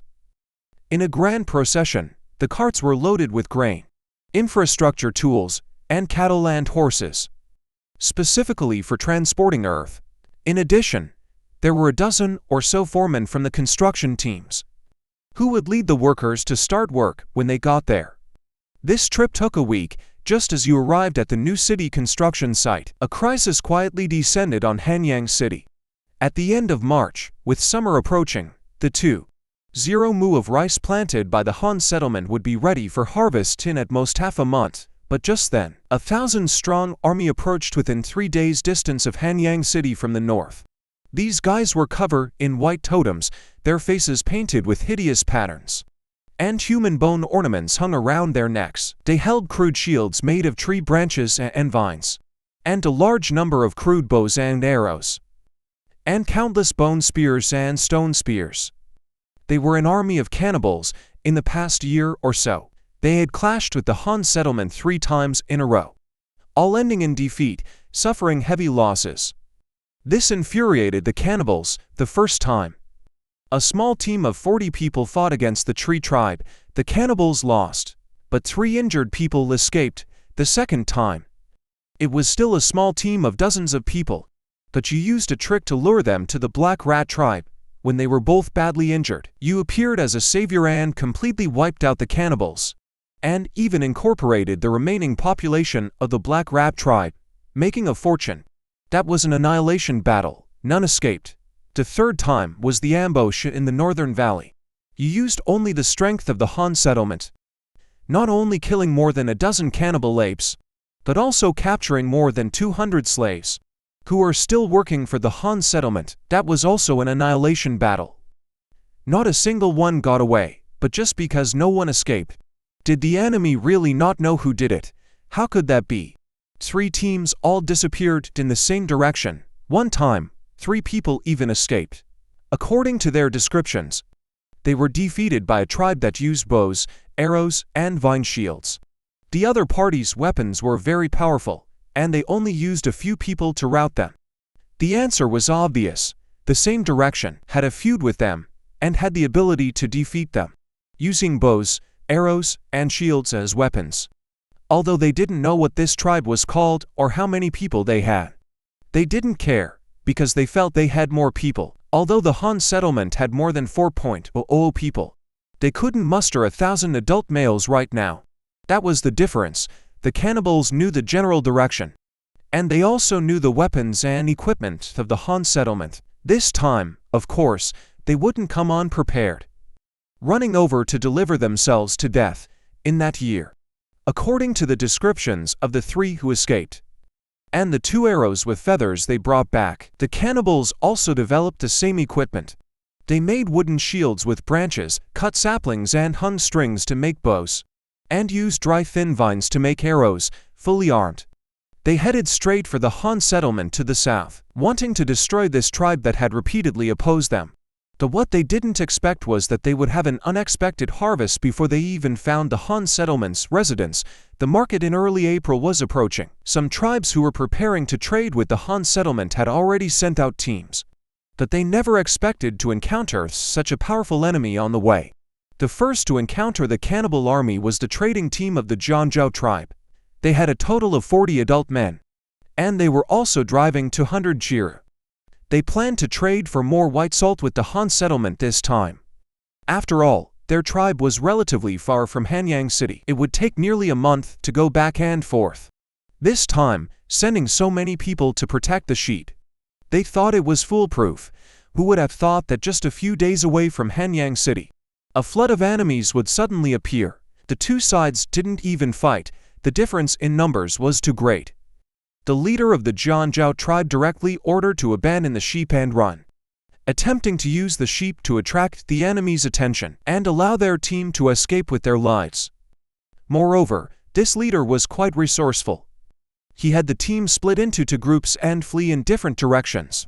One team went to Hanyang city to call for reinforcements, and the other team ran to the Zhangzhou tribe's residence. But the enemy army was too numerous under the encirclement and interception. Each team only had a few people escape. The rest were either captured alive or killed directly. As for the 200 Jiru, they all became the cannibals' food. Of those who fled to the Zhangzhou tribe, only 6 people were left in the end. And of those who fled towards Hanyang city, only 3 people were left, suffering heavy losses. The 3 didn't dare to stop, and desperately fled towards Hanyang city, afraid of being caught by the enemy. But as they fled, they also led the enemy to Hanyang city. The 3 fled frantically, and the cannibals chased relentlessly behind them. The cannibals divided their forces into 2 routes to pursue, wanting to find their lair. As a result, before they even reached Hanyang city, the Shi tribe suffered first. The cannibals found a tribe, and without regard for anything else, swarmed forward. The Shi tribe also had a large population, as many as 300 people. But in the face of the powerful cannibals, they were still vulnerable. The Shi chieftain heard the 3 shout that enemies were coming, and immediately ordered a retreat, leaving 70 or 80 old, weak, sick, and disabled people to hold them back. The rest of the able-bodied men, women, and children fled towards Hanyang city. The Shi tribe was quickly captured, and all the tribesmen who held the line were killed in battle. Originally, the cannibals wanted to continue chasing, but the large amount of daily necessities found in the Shi tribe attracted them. These were all the good things that the Shi tribe had exchanged from Hanyang city: buckets, pottery pots, porcelain bowls, white salt, sacks. All of them were daily necessities. And they were all printed with the logo of the Han settlement. The rich spoils made the cannibals burst into laughter. They directly held a carnival and sacrifice in the Shi tribe to celebrate their victory. The Shi chieftain led the remaining 200 or so tribesmen, fleeing desperately towards Hanyang city. Fortunately, the enemies behind were greedy for the spoils and didn't chase after them immediately, giving them a chance to breathe, but they still didn't dare to stop their escape. These houses could accommodate at least 500 households in one fang. That means one fang could easily house a minimum of 5,000 people, and potentially 7,000 or 8,000, even after subtracting 30 fang for schools and factories. The city could still house 250,000 people. With such a large population and ample farmland to provide food, the population would certainly skyrocket. You could then introduce a policy encouraging childbirth, like rewarding to pigs for each child and a cow for every 3 children. You'd see the tribe go into a frenzy trying to have children. Forget 1 child a year. Even 3 children every 3 years would be an astonishing rate. The population growth rate would be incredibly fast. What's most important in this era? Population. Population is the primary engine of production, a symbol of immense power. Now that the planning is complete, let's discuss the construction phases. It will undoubtedly be done in stages. Begin by constructing the fan for ordinary residents, and once the population has grown, proceed to build the city walls, palaces, and taiksu. After all, it takes over a decade to go from elementary school to university, so there's no immediate rush. When you truly have several 100,000 people, completing the palaces and city walls will only take a year. Since the new city doesn't require immediate inhabitation, prioritize building the outer walls. This entails constructing the walls and gates of the fan. The 108 fang of Chang'an during the Tang dynasty all had their own walls and gates, according to Tang dynasty regulations. Chang'an had a curfew. Every evening, drums would sound, prompting the citizens to rush home, after which the fang officials would close the gates, and soldiers would patrol the streets. During the curfew, anyone found on the streets, unless on official business, would face light flogging or even decapitation. You're still contemplating whether to impose a curfew in the Han settlement. You also want people to have some entertainment. They can't just work all day and sleep, right? That lifestyle would be far too dull. Returning to the new city construction. The initial phase involves building one fan. The fan walls will be constructed directly from rammed earth. The base will be 1.5 meters wide, the top 2 meters, and the height 5 meters, serving as an inner city wall. Rammed earth allows for rapid construction. 100 or so people can raise the walls within a month. Then, begin building houses. This time, you're planning to build rammed earth city walls first. So you ordered Hanyang city to prepare a large quantity of wooden boards to serve as molds. They'll be transported during the next supply run. The Jian cow laden carts trudged along for 3 days, finally arriving at Hanyang city. While they were reloading, you seized the opportunity to teach the tribesmen how to weave grass mats. You divided grass mat production into 2 stages: material preparation and weaving.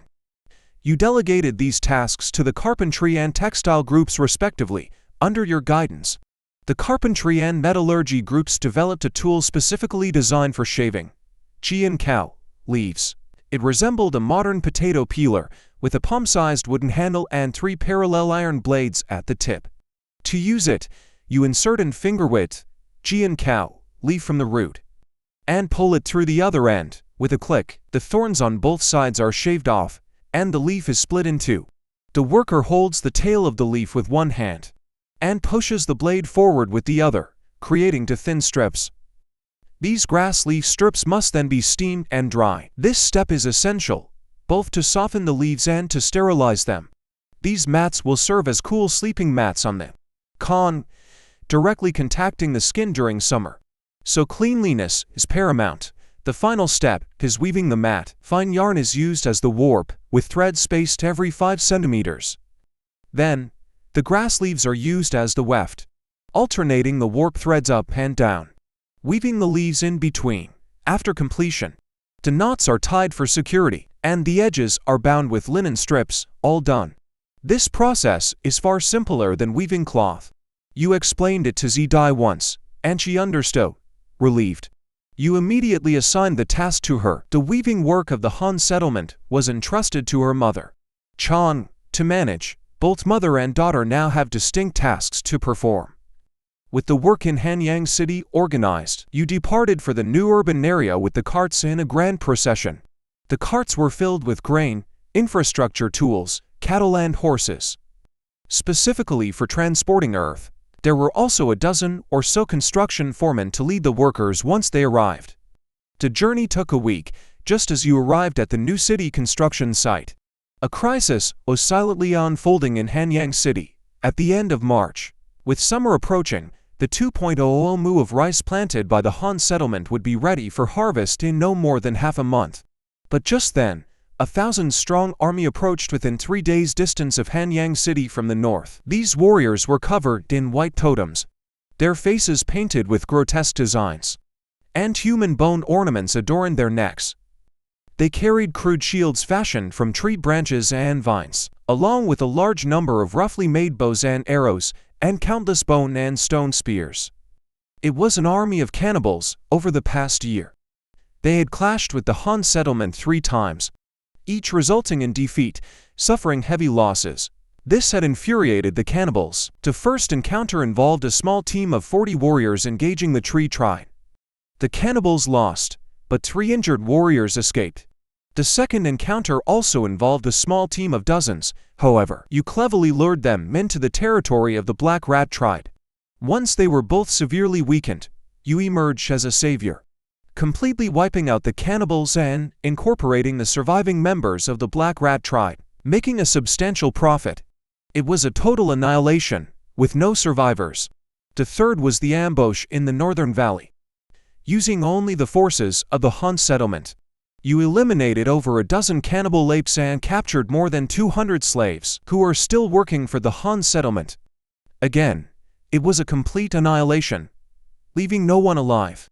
But did the enemy really not know who was responsible, just because no one escaped? Of course not. 3 teams had disappeared in the same direction.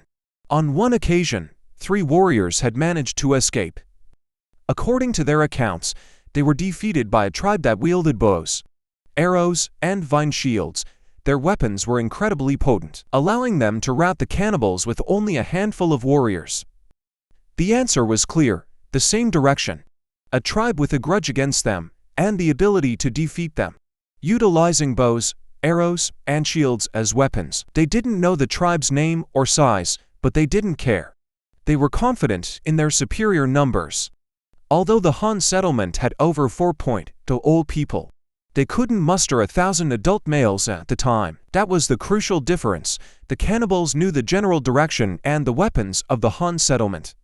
They certainly weren't going to charge in unprepared this time, simply offering themselves up as sacrifices. During the past year, based on the descriptions of the 3 who escaped and the 2 feather arrows they brought back, the cannibals had also developed similar equipment.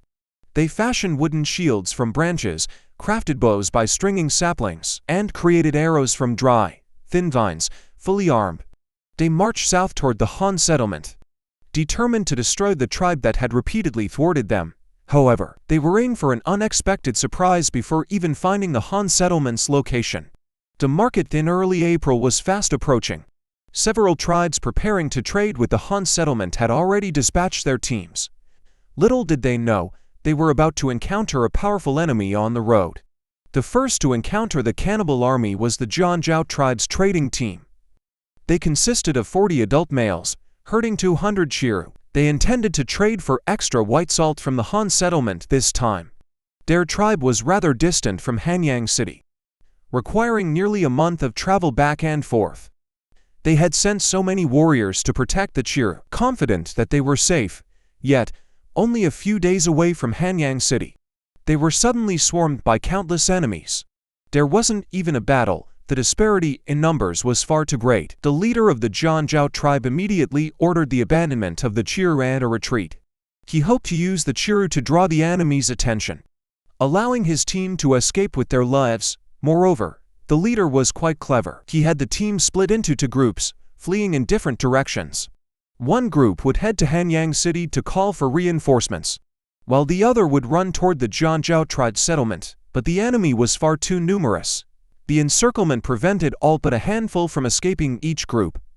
The rest were either captured alive or killed. The 200 Chiru were now destined to be food for the cannibals. Only 6 warriors from the Jianzhou team ultimately escaped back to their village. Of those fleeing toward Hanyang city, only 3 remained. The losses were catastrophic. The 3 survivors dared not pause, fleeing desperately towards Hanyang city. They feared capture by the enemy, but they inadvertently led the cannibals straight to Hanyang city. The 3 ran with all their might, pursued relentlessly by the cannibals.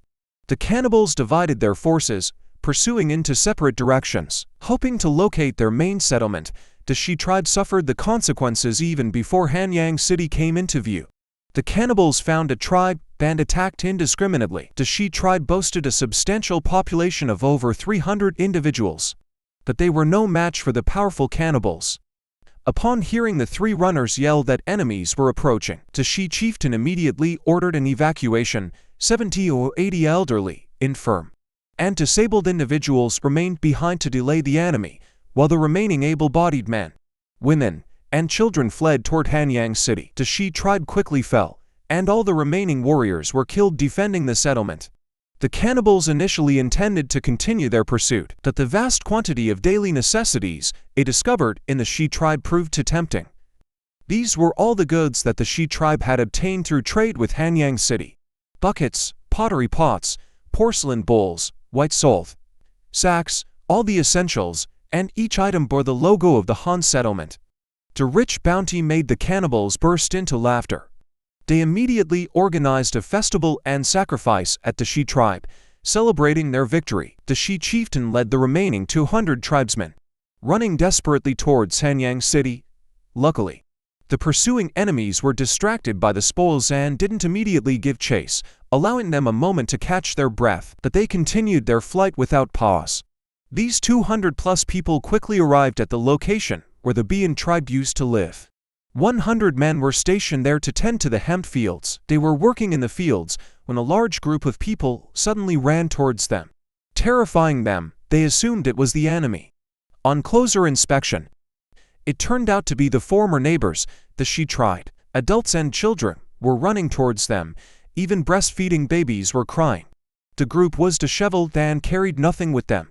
This abnormal situation drew the attention of the Han settlement. After they met and talked, the Han settlement also felt that this was a tricky situation.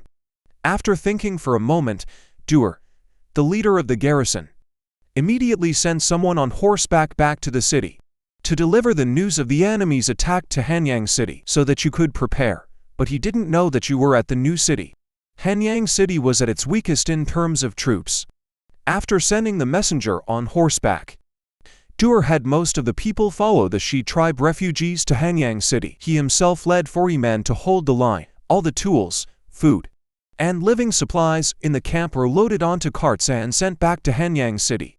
They would be the last to retreat, hoping to get the supplies back if possible. Even if they were caught, they would try to get the car-pulling oxen and horses back.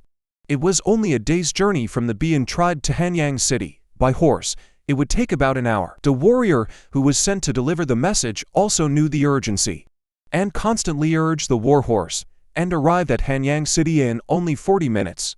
The highest-ranking officers remaining in Hanyang city now, besides the Rat Witch and the Elder, were the Eagle tribe's chieftain Ying Rui, who had just joined last year. Yu Fu had led a team to the southern grassland, and Da Shu had led a team to the Baba Mountains. Shu Da and Zhu Tiu were with you at the head-on new district. The only one in Hanyang city wearing a Ting crown now was Ying Rui. This guy had only joined the Han settlement recently and wasn't very familiar with it. After receiving the news, he didn't dare to make a decision on his own, and quickly took the messenger to the Elder and the Rat Witch to discuss. What? Are you saying that there's an enemy attack? the Shi tribe has been defeated. Even the Jianzhou tribe that came to trade was captured. The elder asked the messenger in surprise. Yes, I haven't seen the enemy. Captain Dur first sent me back to report, saying that the enemy might be coming soon. So we should prepare early, the warrior answered. What kind of enemy is it? How many are there? Do you know these things? The rat witch asked anxiously. I didn't see the enemy. But according to the people who escaped from the Jianzhou tribe, there are many. About the same as the number of people who gather for a spring gathering.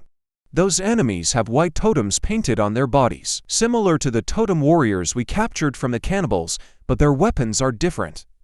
They also have shields and bows, but they aren't as good as ours. And they don't have any metal weapons, the warrior continued to report. There are so many people. And they have bows and shields. What are we going to do? The leader isn't here. Even if we fight, we might not be able to win. And so many people have been sent out by the leader. I think we should close the city gates and defend, and wait for the leader to come back. The elder panicked when he heard this situation. Fortunately, the Han settlement had tall city walls to defend against, otherwise it would really be over. Then what should we do now? Ying Rui also asked anxiously. I think the elder is right. Let's close the city gates and defend. Tell the tribes around the settlement to come back quickly. Tell those who are working outside to come into the city immediately. And those who are herding pigs and sheep. Tell them to come back to the tribe quickly. Ying Rui. Go and have the city walls start beating the drums, after the tribesmen have returned. Close the east, north, and west city gates, leaving only the west gate open, for those who are escaping back to the city to enter. Also, I'll write a letter right away.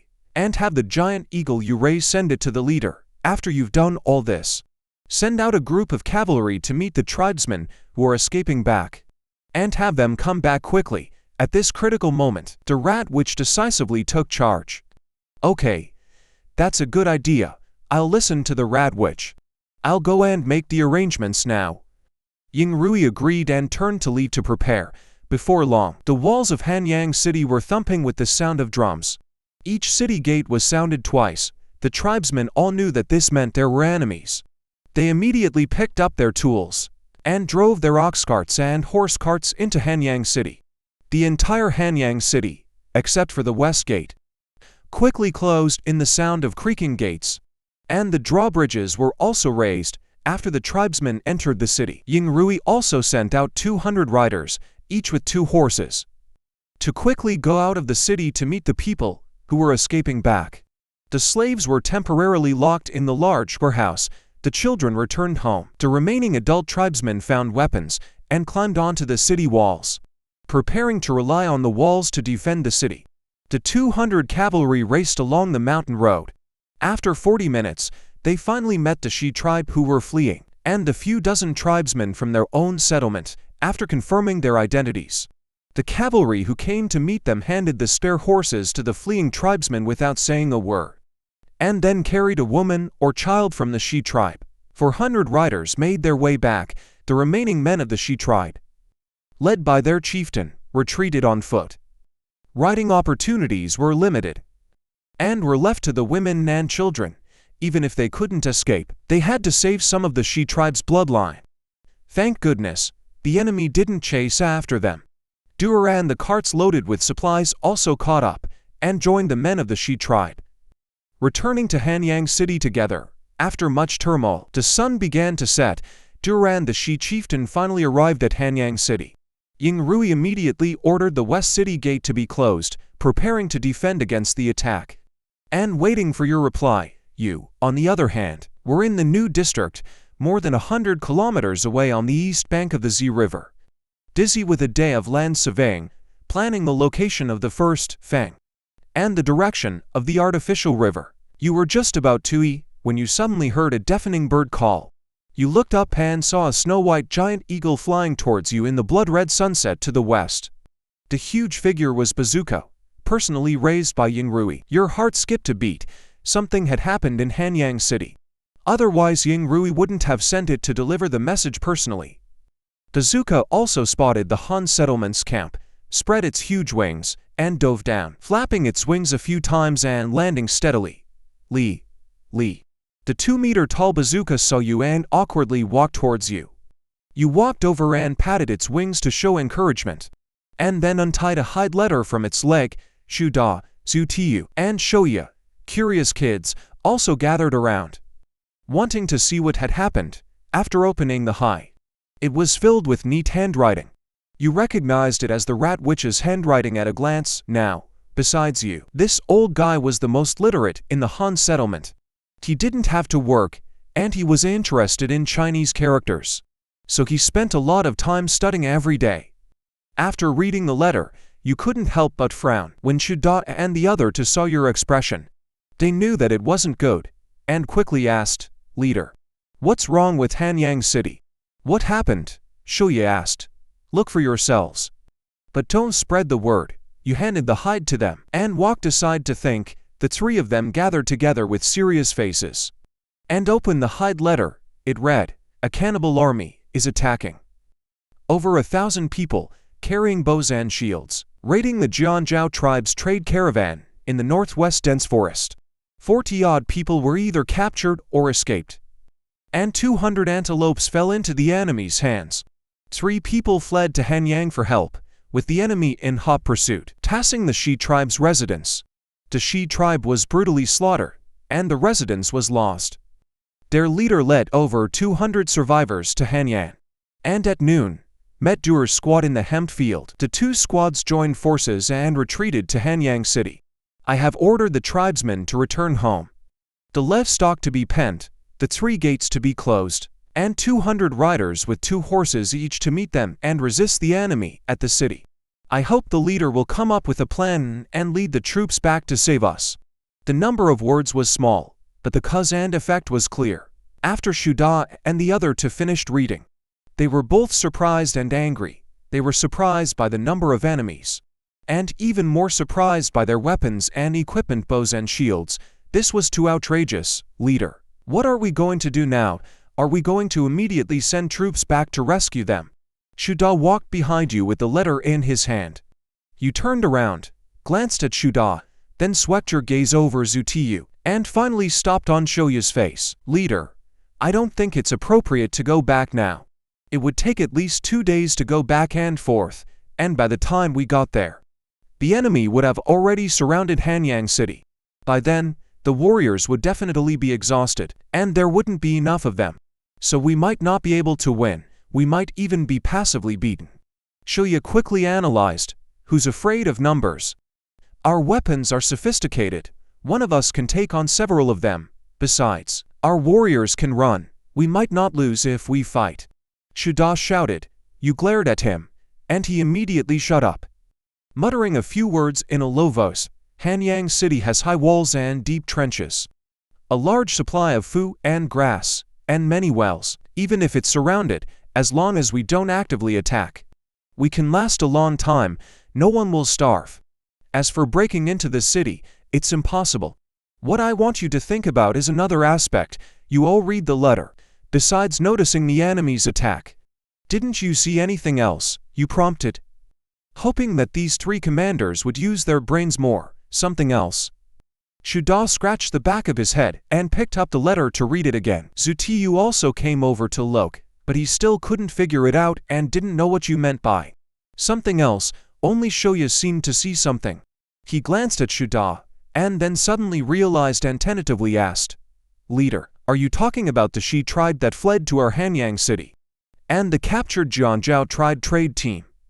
The market is about to start in the next few days, and many of the tribes that come to trade are not far from Hanyang City. They don't know the situation in Hanyang City, and if they come, they might run into the enemy. So what the leader wants to do is..." Shoya combined the current situation and immediately thought of the last time they took in the Black Rat tribe. "It seemed that you were still planning to do this, and wanted to do something big." "That's right. Our tribe has a strong fortress. If we stay inside, no matter how many enemies there are, they can't do anything to us. So I'm not worried about Hanyang City at all. What we should be worried about now are those tribes coming to the market to trade. They don't know anything and come rashly. They're definitely walking into a trap. Some of them are captured and some escaped.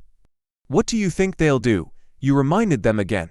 Shuda and Zutiyu understood after hearing your conversation with Shoya, but they still didn't understand what this had to do with Hanyang City being surrounded. They should be scared and run away, and never dare to trade in our Hanyang City again. Shuda guessed, you make a good point. What about you two? Any other opinions? You looked at Zutiyu and Shoya, signaling them to speak up as well. I think Chieftain Shu is right. But there's another possibility. Didn't Shu say that the snake tribe lost their home, and now the snake leader is leading the tribe to Hanyang City? They've seen the defenses of Hanyang City. They'll definitely join our Han tribe and become our own people. That way, our tribe's population will grow quickly. The chief's idea should be that some members of other tribes will be captured, but they don't have a city. The best way for them will be to enter Hanyang City like the snake tribe and eventually join us. It's just that Hanyang City will definitely be surrounded by then. With all four gates tightly closed, it'll be difficult for them to even enter. Zutiyu also guessed your intention, but didn't understand how you planned to operate to maximize the benefits. Shuda listened, enlightened. So that was your purpose? To use this crisis to strengthen the Han tribe. You're right.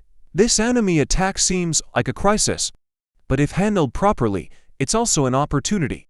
An opportunity to rapidly strengthen the Han tribe. To achieve this goal, it depends on what we do. Shoya, tell me, what do you plan to do to achieve this strategic goal? You affirmed their guesses and then asked Shoya.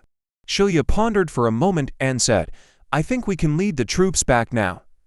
But not back to Hanyang City, but to the salt mine in the west, or the mountains in the south. In any case, near Hanyang City. But not immediately provide reinforcements in a few days when it's market time. Those tribes coming to trade will definitely be captured.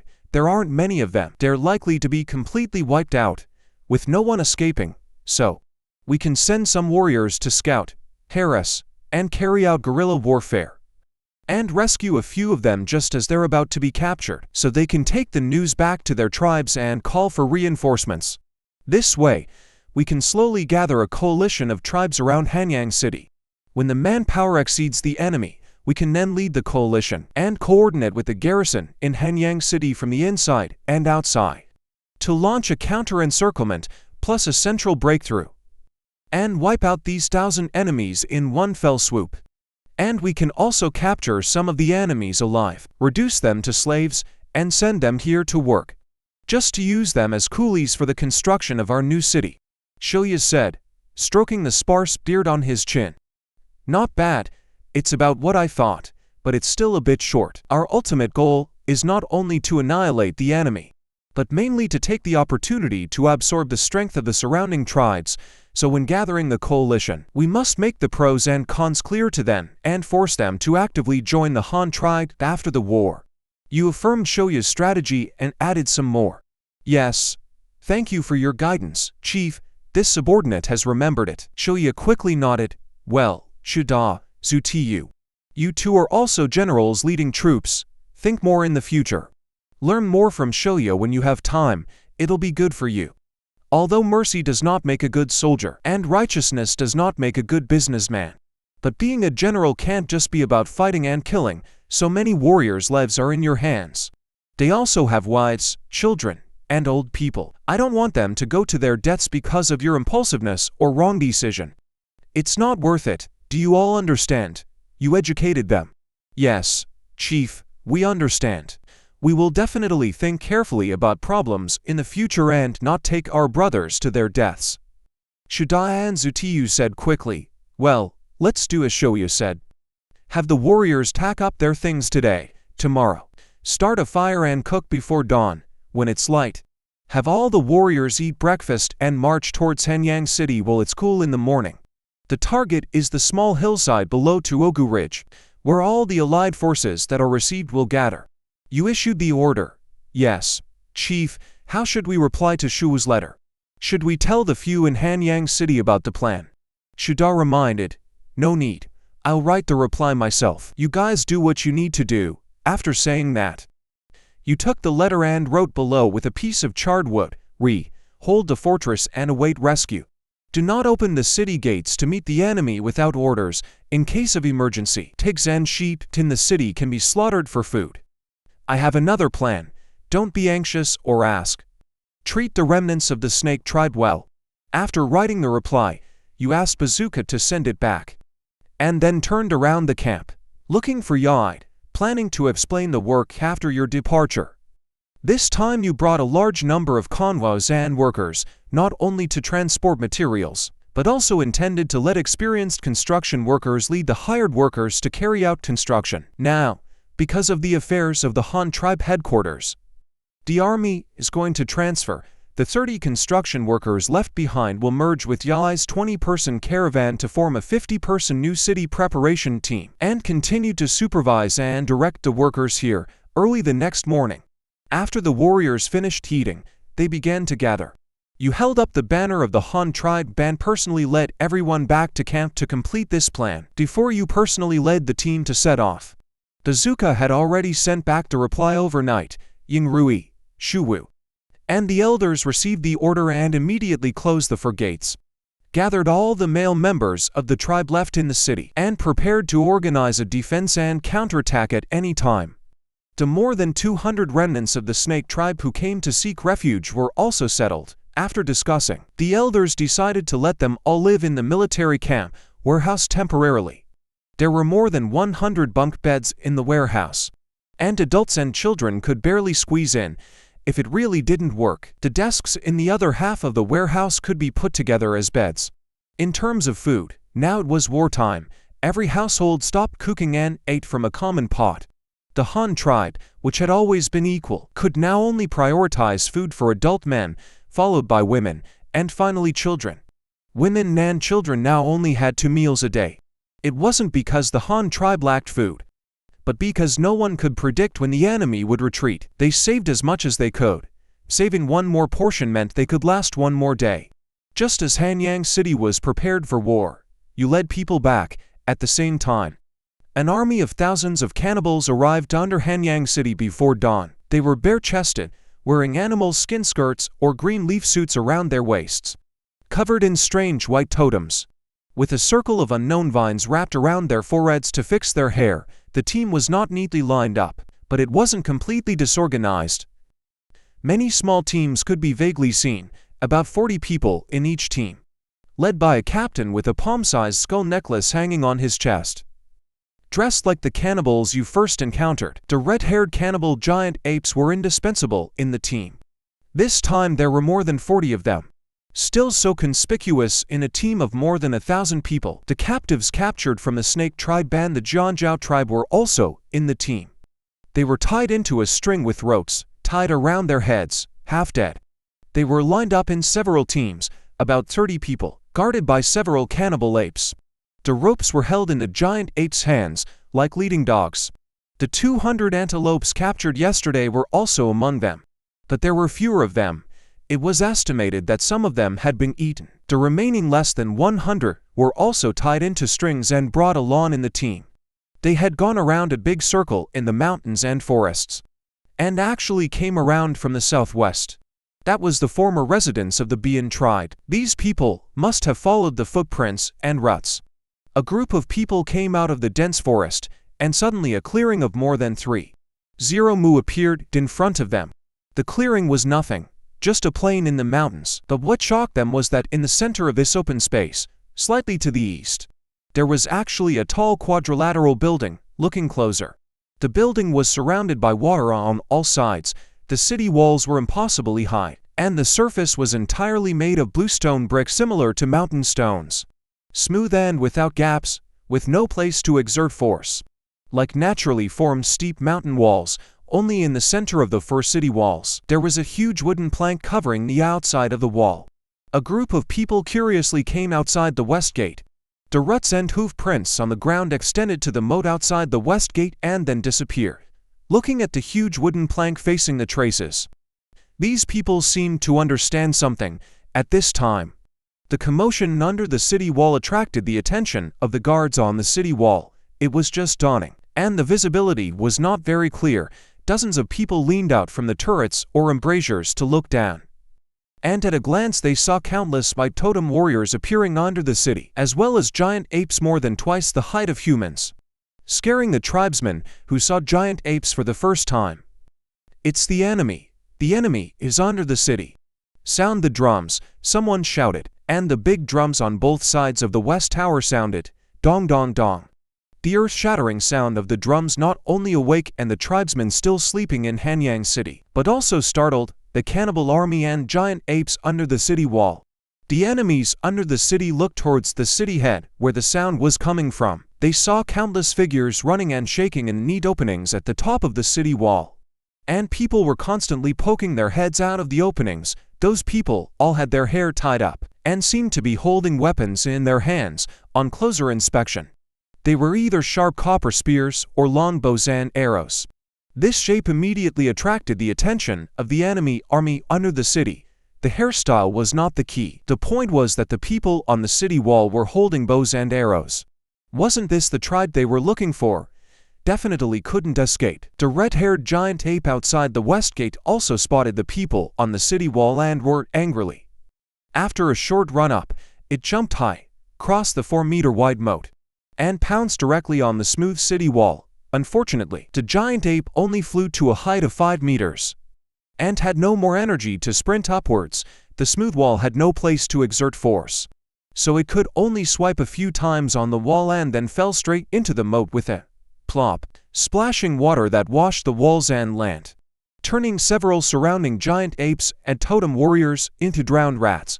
There was a burst of scolding all around, as well as the angry roars of the giant apes. The drowned giant ape also struggled to climb ashore, shook off the water on its body like a dog shaking its fur, and then continued to roar at the humans on top of the city wall.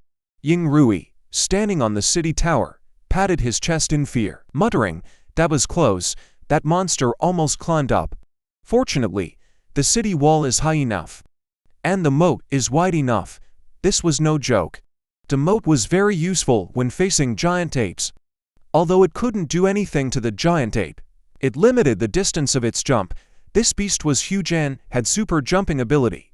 If it weren't for the moat, allowing it to jump from a closer distance, it might have really been able to reach the embrasure. But now the moat limited its jumping distance, making the giant ape just a little more than 2 meters away from reaching the city wall, which also put the tribesmen in the city at ease. As for those totem warriors, not to mention, let alone climbing the city wall, even if they were to run a few hundred meters, they might not be able to cross the 4-meter-wide moat. Whether they could touch the wall was a question.